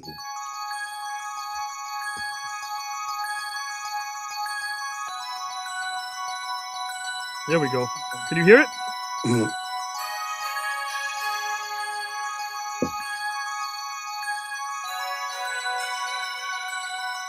Oh, shit.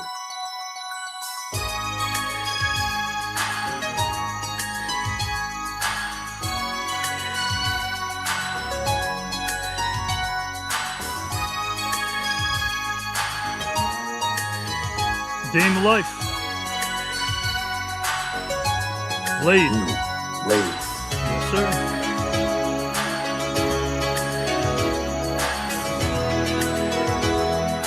Oh, wow.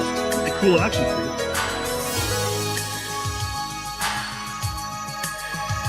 Flight of the Phoenix. 2004. Right. Pedro. Ooh.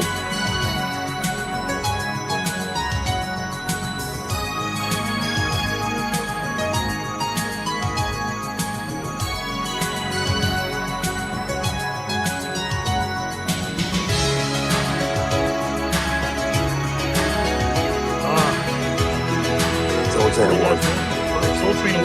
94.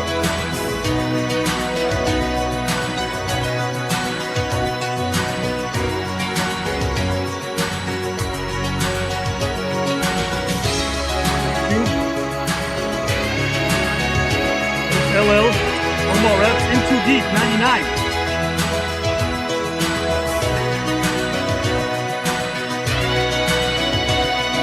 Well, Sticky's missing his tribute video, but guys, here we go. Sticky's back in at the buzzer. Here we go. Right in time. Michael Madsen.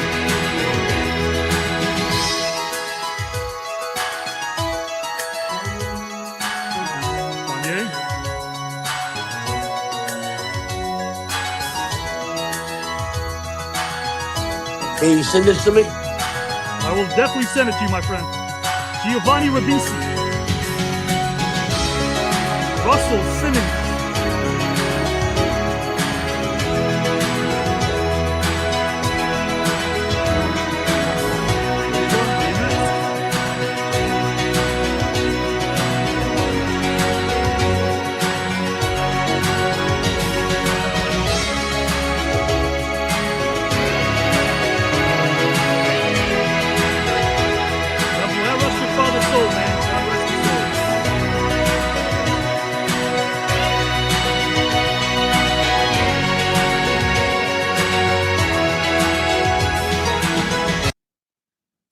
You go, my friend. I'm going to bring in the Sandman around in case he wants to say That was anything to dope. you. Peace. Yo, thank you. That was fucking dope, yo. Good to spend Yo, time with you. Blessings, Peace. man. Thank you. Sticky, you had a nice time? Absolutely. Yeah. I got to tell you, kept me on my toes, which I like. You kept me on my toes. What do you like the fact that this is sort of different? It's not your usual podcast? And you know what? At first, you know, reading the questions and this, that, other, I thought it was going to be like serious and everything and deep, but it was fun and light, and I love that. Hey, man, please let our audience know what you got. And by the way, you teach a lot of classes as well. I want our audience to know that. You're a hell of a teacher, man. You're doing great work in acting. You're also doing great work as an entertainer in all fields. Anything you want to plug and tell our audience? Man, I appreciate that. That's dope. Actually, I want to talk to you about this series that I have for Lionsgate and you. Sure. I'd be love that. I definitely think off the podcast we should get on the phone and talk about that, my friend. Yo, send me a text. Send me that thing, the video right there. I loved it. And then send me a text so I can update you on what I'm talking about. You know, you got privately. it. I will send it right away, my friend. You have a great rest of the evening. Thank you. Thank you, sir. Love you, brother. Appreciate you. Love you too, man. Sticky fingers, guys and gals. What a great guy. He did more for me when I was coming up listening to hip hop than he probably knows. Growing up in Queens, man. He's the real deal, and I appreciate him. Appreciate everyone who was here. Sandman, Blaine Wilson, Sticky Fingers. I concur. I echo Sticky sentiments. You just never know what you're going to get here. It was a fun time. It was a wild time. We were all challenged in the best way possible. It felt like, as Sandman brought up earlier, a living room conversation. Really, that's kind of what it is. There's no secret sauce. I think a lot of people assume there's a lot that we do here that's different, sure. But when it comes down to the basic elements of human conversation and the time we give each other, it's not rocket science. It's listening, it's learning, it's challenging yourself, and it's having a personality. It's very important to have those things. I turn it over right now to the judges, and you will be voting right now. Which two of these gentlemen will be moving on to round number 3? Will it be Sticky Fingers? Will it be Blaine Wilson, who is at an advantage with 12 points? Or will it be the Sandman? He and Sticky both at a negative 12 deficit. We're going to find out right about now. Well, I have to disagree with Avi, and there is a secret sauce, and part of that is him, because he put all of this together and brings all of us together each and every week. He conceives these topics. He has these conversations. He's producing this show. And this is the reason why, as of right now, we have how many Hall of Famers and Olympians and major award winners? I believe it's 161. Ow! 161 as of tonight with Sticky Fingers, with the Sandman. Hey, guys, I want to pop in for a second. Hey, look, I'm going to zip the old lip. You guys have seen me enough, but I want to let our viewers know we appreciate you. We love your energy. Mm-hmm. You're the stars of the show. And I mean that because your comments drive us. Behind the scenes, when reading your comments, we get all charged up. We get fired up because you're here commenting. But now your comments are more valuable, I dare say, than any other comment you've left. As much as your comments are important throughout the show, it's time to vote now.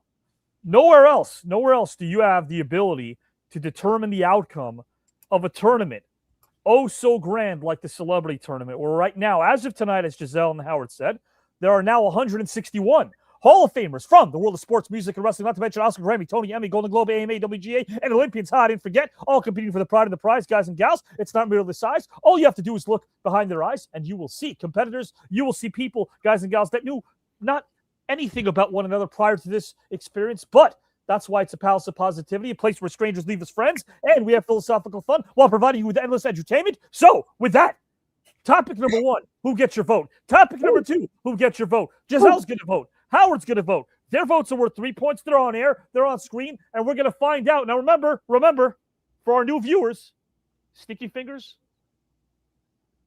and the Sandman. This is round 2. They didn't have a first-round match, known as the 11th hour.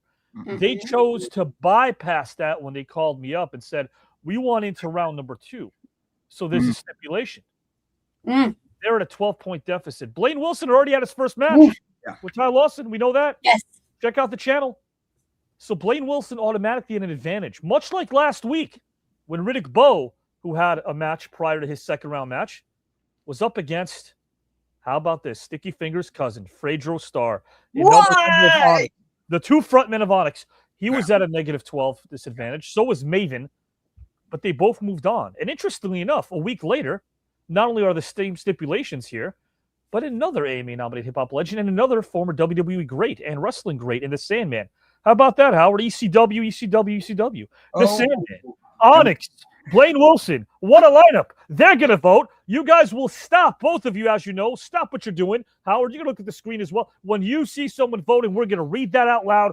I'm going to tally this thing. But right now, the floor belongs to Giselle and Howard. I implore everyone over here who watches this show, it's free. It's going to stay free. We don't ask for much. Just please vote now. And remember, once this broadcast is over, re-comment again. That's all we're asking you. Like, share, comment. It helps. It's free. Get it out there.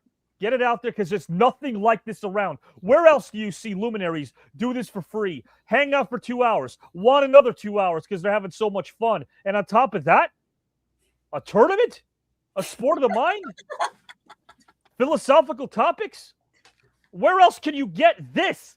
Quantity, quality, and everything else, guys and gals and pals. This is a free per-view event, not a podcast. So, Giselle and Howard, break things down. Read those votes as I put them up on screen.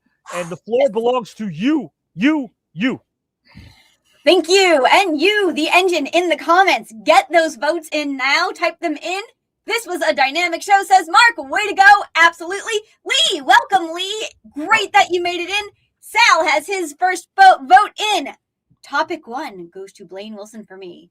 Picking Jesus as the historical figure to meet with is an amazing selection. And then to ask him, was it worth it, is bold and appreciated and an appreciated perspective. Thank you, Sal, for topic 1. Let us know who you're voting for topic 2, because that's what we want. We want your votes for topic 1. Who resonated with you most on topic 1? And then who resonated with you most on topic 2? And welcome, Richard. And vote. He is reminding all of us to vote. Take heed of what Richard says, because your live votes, the ones right now, they are going to determine which 2 of these competitors move on to round number 3. I think we got from Jimmy Maywalt, we got Sandman for topic number 1. Thank you. And then we got Blaine for topic number 2, Sticky Fingers, honorable mention on all fronts. I couldn't agree more. Nice. Thank you, Jimmy. Thanks for watching again. That is awesome. So grateful to have all of you here this evening. Whew. As the weeks continue, it's becoming more and more difficult. And this is the end of round 2. We're nearing that end. What a show. Topics. The topics, once again, I will be thinking about them all week. But this first topic that we have here, topic number 1, decision of a lifetime. Who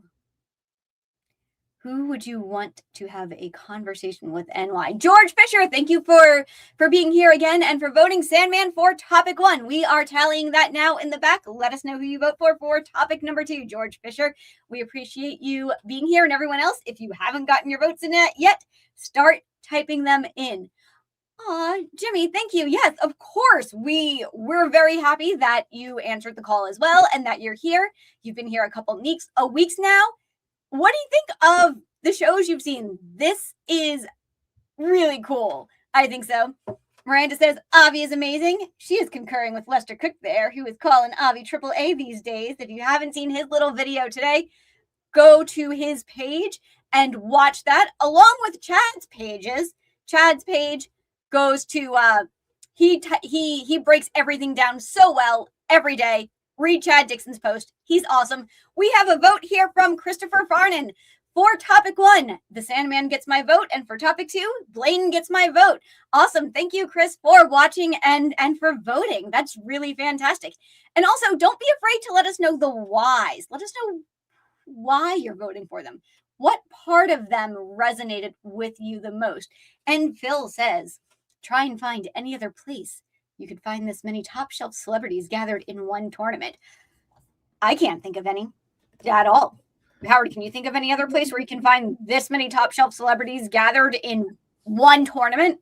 No, Giselle. Where else do you find a hip hop legend like Sticky Fingers, okay, with a ECW pro wrestling legend, Sandman, with an amazing gymnast? I mean, where? Where? I don't know, but we have a vote from Chad right now. I'm going to vote for Sticky in topic 1, and in topic 2, I'm voting for the Sandman. They both resonated with me the most in each topic. Thank you so much, Chad, for voting. Guys, remember, if you hang around, you're going to find out who advances to round 3. Round 3 is coming up soon. Wait about 2 to 5 minutes if you've already voted, and you'll find out and react. That's how we know you're there. You'll find out momentarily who moved on. Which of these 2 legends moved on to round number 3? Look, I'm seeing the votes come in. We're reading your votes on screen. I have a feeling it's going to be another close one, Howard. I'm with you. I'm with you. Both of all 3 of these luminaries had such distinct stories, such distinct ways of telling these stories. Yes, and we have a vote in right now from Lester. Topic 1, Sandman. Topic 2, Blaine. Thank you, Lester. Thank you, Lester. All right. We got Phil. Topic number 1, I vote for Blaine. I would never have had thought to ask Jesus if he felt that his sacrifice was worth it. Yeah, Blaine knocked that out of the park with that question. Loved it. And thank you for including your whys, Phil. Yeah. Mark, can I vote for 2? If only, Mark, every week, there's at least one topic where there's a literal mind coin toss. I understand the feeling, but we've got the Spanish Fly, Angel Miguel in the house. My vote for topic 2 is Blaine. Thank you. Thank you so much for getting that vote in for topic 2. Topic number 1, Sticky Fingers. And topic number 2, Blaine Wilson. Thank you, Joe. Appreciate it. Thank you, Joe. Keep those votes coming in. Yeah.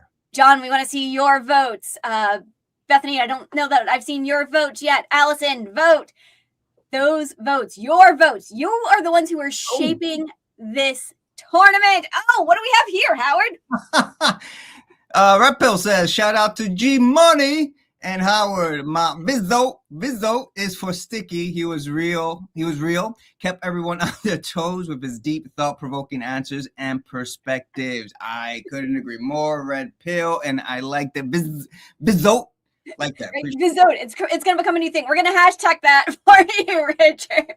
Right. I agree. This is going to be a close one. But Richard, clarify for us. Let us know if that's topic 1, topic 2, or both. And Allison is in. I vote Blaine for topic 1 and Sandman for topic 2. Nice. Thank you, Allison. Thank you for joining us every week. Allison is here every week as well. Loves the show, loves us. I definitely agree with that, Mark Howard. Everyone is on fire. Yes, love it. We got Mark here. Okay, Mark says Blaine went out there with the good news, did not hold back. So topic number 1.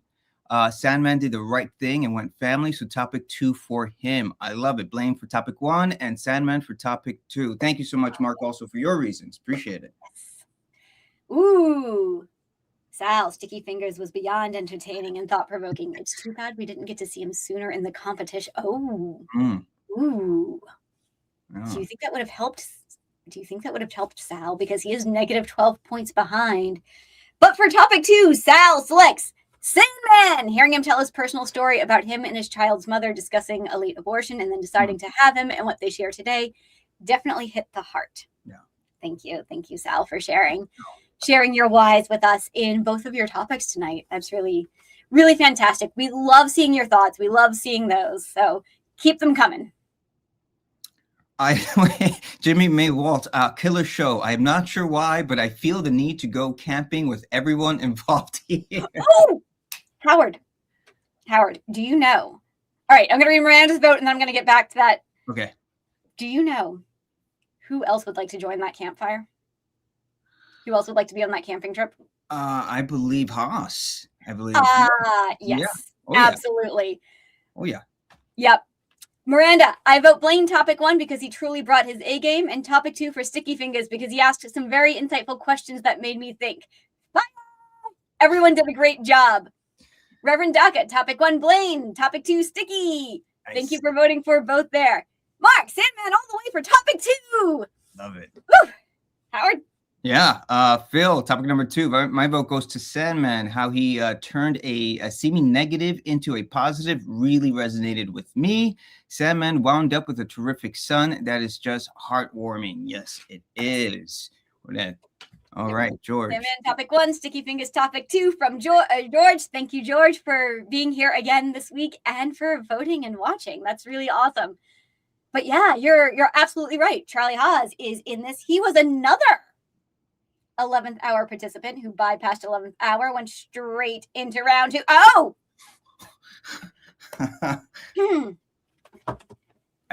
Chad, that is a very good idea, Chad. Mad Catter, Justin. I want to know what you think about Chad's comment right there. Can we have Mad Catter versus Justin next week? Now, would that be an exhibition match? How would that work? What would that look like? I know. Would they go at it in the comments? Yeah. Ooh, this could look so many different ways. Ooh, I like this idea, Chad. Yeah. Ooh. Wrong lives. Since I missed it, seeing all the whys and everyone's votes is helping me piece together how great this match must have been. Julio, you don't even know half of it, my friend. Yes. Nope. But the great thing is you will be able to watch it as soon as we are done. And Eric's got his votes in too. Sandman topic 1 and Sticky topic 2. Thank you for voting, Eric, and for watching as well. Ooh. Oh. Oh. Fighting words. Phil, or Justin, as he's calling himself these days, is going to have something to say about that Mad Catter. So I want to see that response. Oh, yeah. Allison, I love the conversations tonight. I laughed so much tonight. Tonight has been so much fun. I definitely agree. Did you see their game? I'm sorry, Blaine had more underrated this time. And did you? Oh my God. He was guffawing Yeah. the entire time. Yeah. Straight on bombastic laughter. I loved seeing He was in it. stitches. Like he just couldn't stop. It was beautiful and adorable at the same time. Yep. Yeah. Yep. And Sal, we got your vote. That's awesome. Yep. Lester, we've got your votes too. These are all being tallied in the back. Oh, it's going to be close. Could you imagine? Bethany, I'm trying to get your vote, Bethany. I'm trying to scroll up. I don't see it. I know you said you voted. So, Bethany, put your vote in again so I can read it. I don't see your vote. I'm scrolling, and I do not see it yet. Let's see if I might have missed it. Hello, Orlando. Nice to see you. Enter the Sandman indeed. Yeah, welcome, Orlando. Can you imagine the Sandman? Oh, yeah. It just gets better and better. Could not agree with you anymore. And stick around because we've got the outro coming up. And we're going to find out who is in next week's match. Sticky Fingaz! And the biggest names are still to come. So, whew, it is getting better and better. And then we have round 3. It's going to be even better in round 3. And Lee says, Allison, nostalgia. Yes, ma'am. It sure does. I missed a chunk, but loving the votes I'm seeing posted on screen. Aw, and Giselle and Howard doing a splendid job reading them out. Thank you, Lee. Thank you. We appreciate you and your support. Yes. You're here every week as well, and your comments mean so much. And I agree, Bethany. The conversations were on. How many fires is that, Howard? 1, 2, 3, 4, 5, 6, 7 fires. Fuegos. Love it. That is, whew, that's a lot of fires. And I agree. The conversations were on fire. Yeah. No, thank you. Thank you for being here, Bethany, as well. We love your energy. We love what you bring to the comments. I'm learning things from you in the comment section as well. So the engine, there's a reason we say you are what makes this thing go. Yeah. And Bethany would really like to see Sticky back because she wants to know more. That's awesome. And here we go. Yes, we got the votes. My vote for topic 1 goes to Blaine. He had an interesting answer of who he would wanted to spend his time with and why. Topic 2, the Sandman. He definitely took the miracle way and a blessing was made. Thank you, Bethany, and thank you for including your wives there as well. That's really fantastic. But yes, you, all of you in the comments right now, watching and not commenting, watching and commenting and voting, you are the engine that makes this thing go. We cannot do any of this without you and your support, and we really thank you for that. If you haven't yet, share the channel, share this broadcast with your friends and family. Subscribe to our YouTube channel. We have 81.1 thousand subscribers in only 25 months, so that's really great for our channel. But we want to get the word out there. You love what we do. We love what we do. We want everyone to love what we do. Yeah. So tell your friends to subscribe. Tell them to like the videos. Tell them to watch. Tell them to leave a comment or two underneath. That is the best way you can help us out. That is the best way you can get all of TKN's content onto everybody's feeds and algorithms and pages. This is what we do, and this is who we are. Beautiful. Bring people together from all over the world and all walks of life, like potentially a Justin versus Mad Catter. And Allison says that would definitely be an interesting match. Huh. 81K subscribers, join the family. Yes. I mean, Giselle, we had a question. Okay, Sal. So we were just going to totally glaze over the part about Avi being a chip and Dale Beckett. I don't know. I would love to know a little more about that myself, but hey, he earns his own privacy. So, I mean, right now he's probably like going, I could only imagine all the votes are coming in, and he's probably calculating it. Yeah. I'm sure. Oh, he's and I do want Giselle and Howard right now. We're about to, in about 60 seconds or less, some new features in round 3, maybe even a clock to let you know how close we are to actually letting you know who won this thing. Can't count all the votes, counted as many as we could. But Giselle and Howard can attest to the fact that behind the scenes, these participants are nervous. They're excited. They're constantly in communication. They want to win this thing. They're glad they're part of TKN. And I mentioned that because you see them on screen, but what goes on behind the scenes, I think would really get you guys even more interested in what people have to say about the new network when the cameras aren't on. Right, Giselle and Howard? Oh, my goodness. Absolutely. Yeah. The phones are blowing up. Yeah. Yeah. The emails are coming in by the second. Yeah. The text messages are constant. They want to be here. They would, honestly, some of them would have a round 2 match every week if they could. Yeah. But we know it's a competition and only one can win. They can't wait for round 3 to begin. Not. They are biting at the lip. Jimmy's got another great comment here. Sandman can light mucho cigarettes with all those fires. Great fun show. Yeah. Thank you, Thank you, Jimmy. But this is also why we've got the Celebrity Team Challenge, and we have conversations with them outside of this. And yes, Cliff, this was definitely something, and we appreciate your being here. I want to say something to you guys. I want to talk to the audience. I want to thank you guys tonight for being so present. Everyone in the audience, you, the engine, love the comments tonight. It was as thrilling to see the comments and see you guys have loads of fun and letting your hair down the way our participants did tonight, because it was a wild show tonight, but fun and positive. What a wild show. This legit felt like a campfire conversation, a gathering of people who really did their research, then let it all go, got to know each other. I loved how they listened to each other. Nobody was in their own thoughts.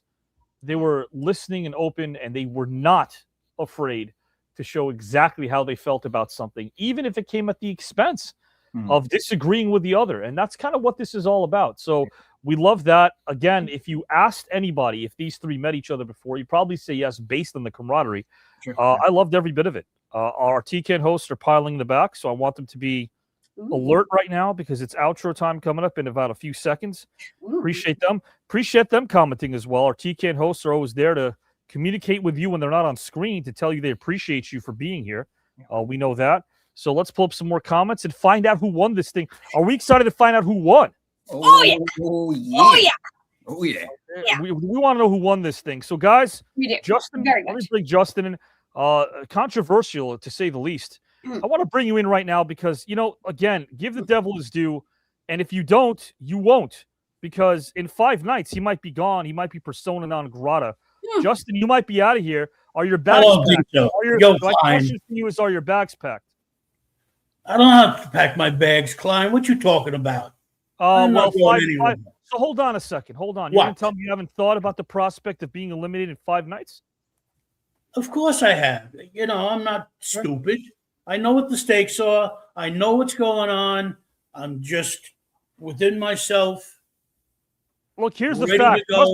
Justin's undefeated. That's a fact. He hasn't lost yet. The person we see before us, known as Justin, hasn't lost yet. However, his buddy Phil, we know he didn't start off this series too well. Oh. Right now, it's 4-3. If Justin wins this next matchup on a special Thursday night edition of TKN, he'll tie it up, and it'll go down to a decisive 9th match between Justin and Miranda. We know that. I'm going to bring in Kelly J. White, who's backstage right now as well. This just in, of course. Kelly, I asked Justin if his bags are packed. Do you think that that's a question worth asking? Well, I think it is. I watch a few of these shows, these reality shows where, it comes down to the last contest or the last vote of the night. And anybody involved, as the smart move, has their bags packed sitting by the door because it might be their exit. And that, you're on the bubble, Justin. You're on the bubble, not Miranda. Hey, I've been in tougher spots than this. I've Really? been in tougher spots. Oh, yeah. What do you think? You think Well, here's what I think. I think that Kelly, who messaged me in the back before this, and of course, so did you. And let's be honest with our audience. I think we're all ready to find out who won this thing tonight. Blaine Wilson, all right.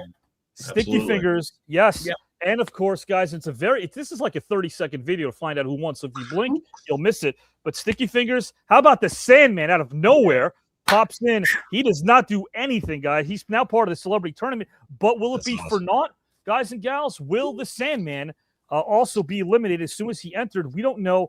We know about the deficit. We're going to find out, guys and gals and pals, who advances to round number 3 right about now.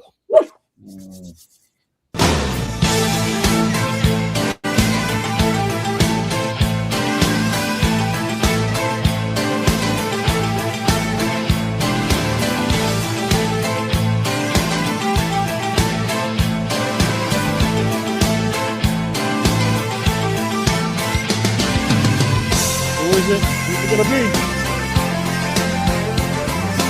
Let's give it up for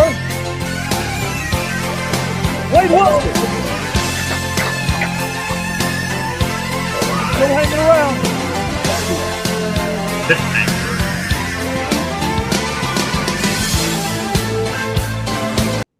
A little dramatics, guys. A little dramatics because I'm going to hold you in suspense. I've never done this before. Let's talk right now about Blaine advancing really quickly, guys. Before I continue this video, your thoughts, Kelly White. Blaine Wilson had the advantage. He moves on to round number 3. He does. And, I think he proved with that Olympic mindset, if you give a dude like that an advantage, he's going to use it and he's going to make bank on it. I mean, he hit the gold medal tonight, and that's what he needed to do. That's what Olympians do. That might be something we use later on. I love that. He hit the gold medal tonight. Absolutely. Number 1, guys and gals and pals. Giselle, of course, what are your thoughts? Blaine Wilson officially now being a 3rd rounder. Don't go anywhere because we're going to find out whether the Sandman or Sticky Fingers move on. Can you believe there's a tournament where the Sandman and Sticky Fingers don't move on? One of them won't. One of them will. Giselle, your thoughts? Oh, my goodness. I cannot believe that. And compared to the other 2, you could say compared, I wouldn't say this normally, Blaine was a little more subdued, but he had some thoughtful answers, and he came alive during more underrated. Oh my God. I loved his reactions to the game. Yeah. How he was playing along with everything. And it's easy to be. I mean, you heard how Sticky Fingers in the best way possible was testing everybody. Oh my God. Including yours truly. Yours truly. If I Yep. wasn't on my feet, he would have been like, "Oh, this guy's got an answer for everything." You got to be able to be on your feet. Blaine Wilson did just that. A nimble, guys and gals, when he's walking, of course, the beams, but also nimble tonight in the tournament. I want to ask Howard, Justin, Kelly, and Joe a quick question. Joe, we just found out your brother advanced. Blaine Wilson moves on to round number 3, but also one more moves on. We're going to find out real quick. let's get some, not predictions. Who would you like to see advance based on what you saw tonight? Will it be Sandman? Will it be Stinky Fingers? Who would you like to see move on in that second and final spot tonight, Justin? I'd say Sandman. I liked his way of thinking, yes. Okay, Howard. Really quickly, Howard. Yeah, tough one. Sticky, such a beautiful wild card of a human being. But I also really loved Sandman. So I'm Give me one, Howard. Sandman. Okay. Yeah. Mr. Kelly G. White. Got to go with Sandman. I mean, he's back ECW days. Loved what he brought tonight. Yeah. Yeah, nothing against Sticky. I think he brought it too. Yeah. But yeah, I'm going with Sandman. 100%. Giselle? Sandman. Okay, because we didn't get your official votes. But guys, Howard and Giselle, who were you voting for topic number 1 and topic number 2? Real quick, Giselle, who did you vote for? Oh, topic 1, Sandman. Topic 2, Blaine. Howard.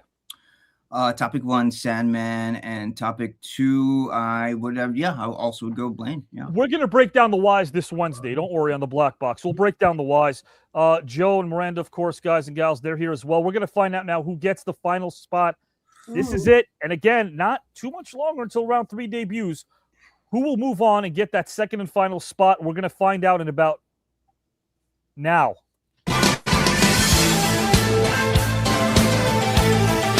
Give it up for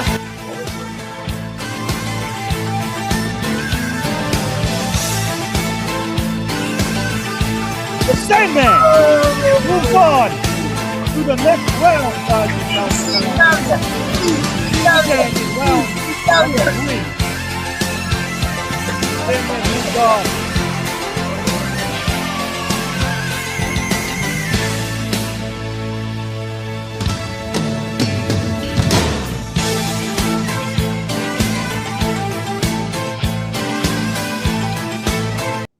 Congratulations to the Sandman and Blaine Wilson who move on to the 3rd round. Guys and gals and pals, remember, if you want to know what TKN programming looks like, we have a very condensed outro for you to allow you to not only see your top 5, there aren't too many left in round number 2, participants who are on the horizon, but you're also going to find out what we have coming up Wednesday, Thursday, and Saturday night. So, I've talked too much. Let me zip the old lip. Howard, what time is it? It is outro time, baby!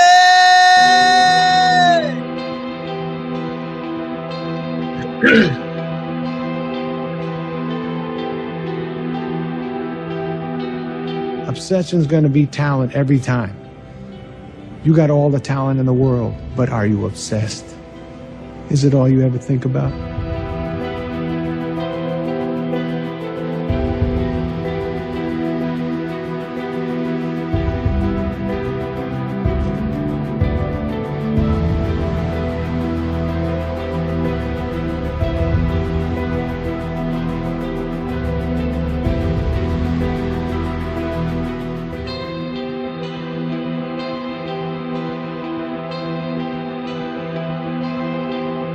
Religion is only a placeholder.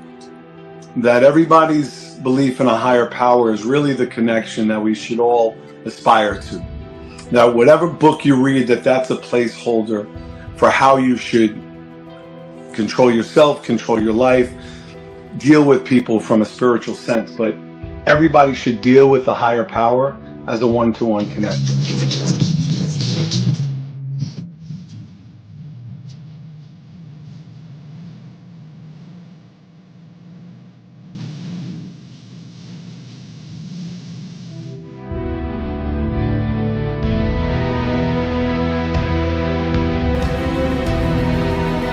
I know Teddy was a wrestler, and he was a very good wrestler. So I think that story would inspire Teddy Roosevelt, and he would get that story and understand the decisions I made to get down the road. And ultimately, that wrestling led me to a college degree. No, but you know what? It's really cool to be a part of this, to have been involved in what was fight science back in the day, which was kind of the precursor to what became sports science. And all that information that we garnered from those shows.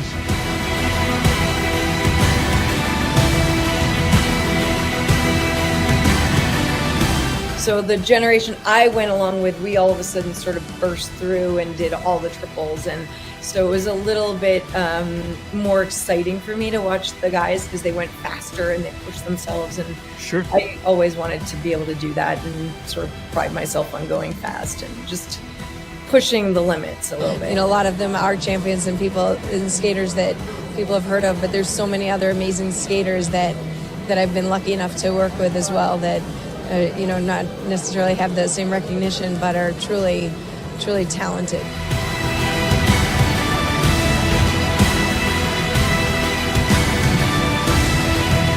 Well, I'm with John.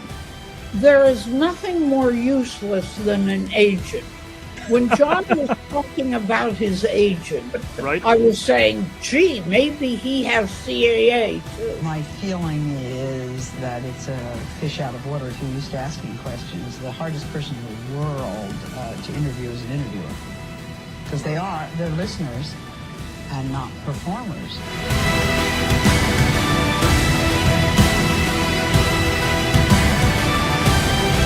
People say to me, who's our greatest president ever? And I always say, well, in my time, there's no doubt it was John F. Kennedy. And my argument is this. He's our greatest president because he served the least amount of time before they took him out. This guy who claims to have had bone spurs got out of the Vietnam War because of it, and he's now the commander-in-chief of all the military, and then says, he made the statement too, I could have been a general.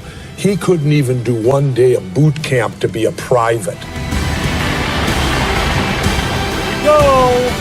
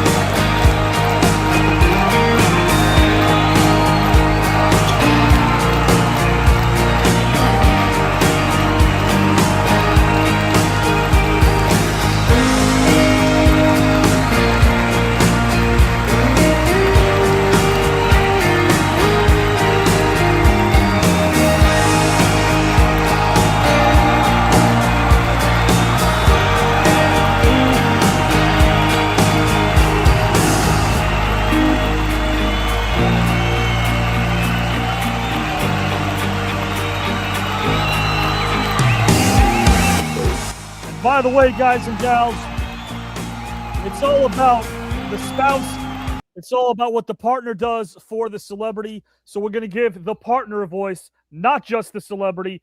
Two, you will see a celebrity and their respective partners next Saturday night on a special Valentine's Day edition of TKN. And then from this point forward, it is the final lap. And I do mean the final lap of round number 2 from this point forward. Not many matchups left. But guys, when we already have some celebrities already booked for next Saturday night, you're going to be seeing them and their spouses for the first time. But because we're in such a loving mood right now, guys and gals, he's not here to hear this. He's going to hear it when he watches this back again. So a 1, a 2, a 3, come on, storytellers and artists, to Pete himself. Happy birthday to you. Happy birthday to you. Happy birthday, dear Pete. Crazy bastard Pete. Yeah, my favorite to be. Happy birthday. Guys, I would wish him many more. But someone who may not have many more lives left here on this network is the man to my far right. Because on this Thursday night, it will be a showdown between Justin and Miranda for all of the marbles. No shot. You got no shot.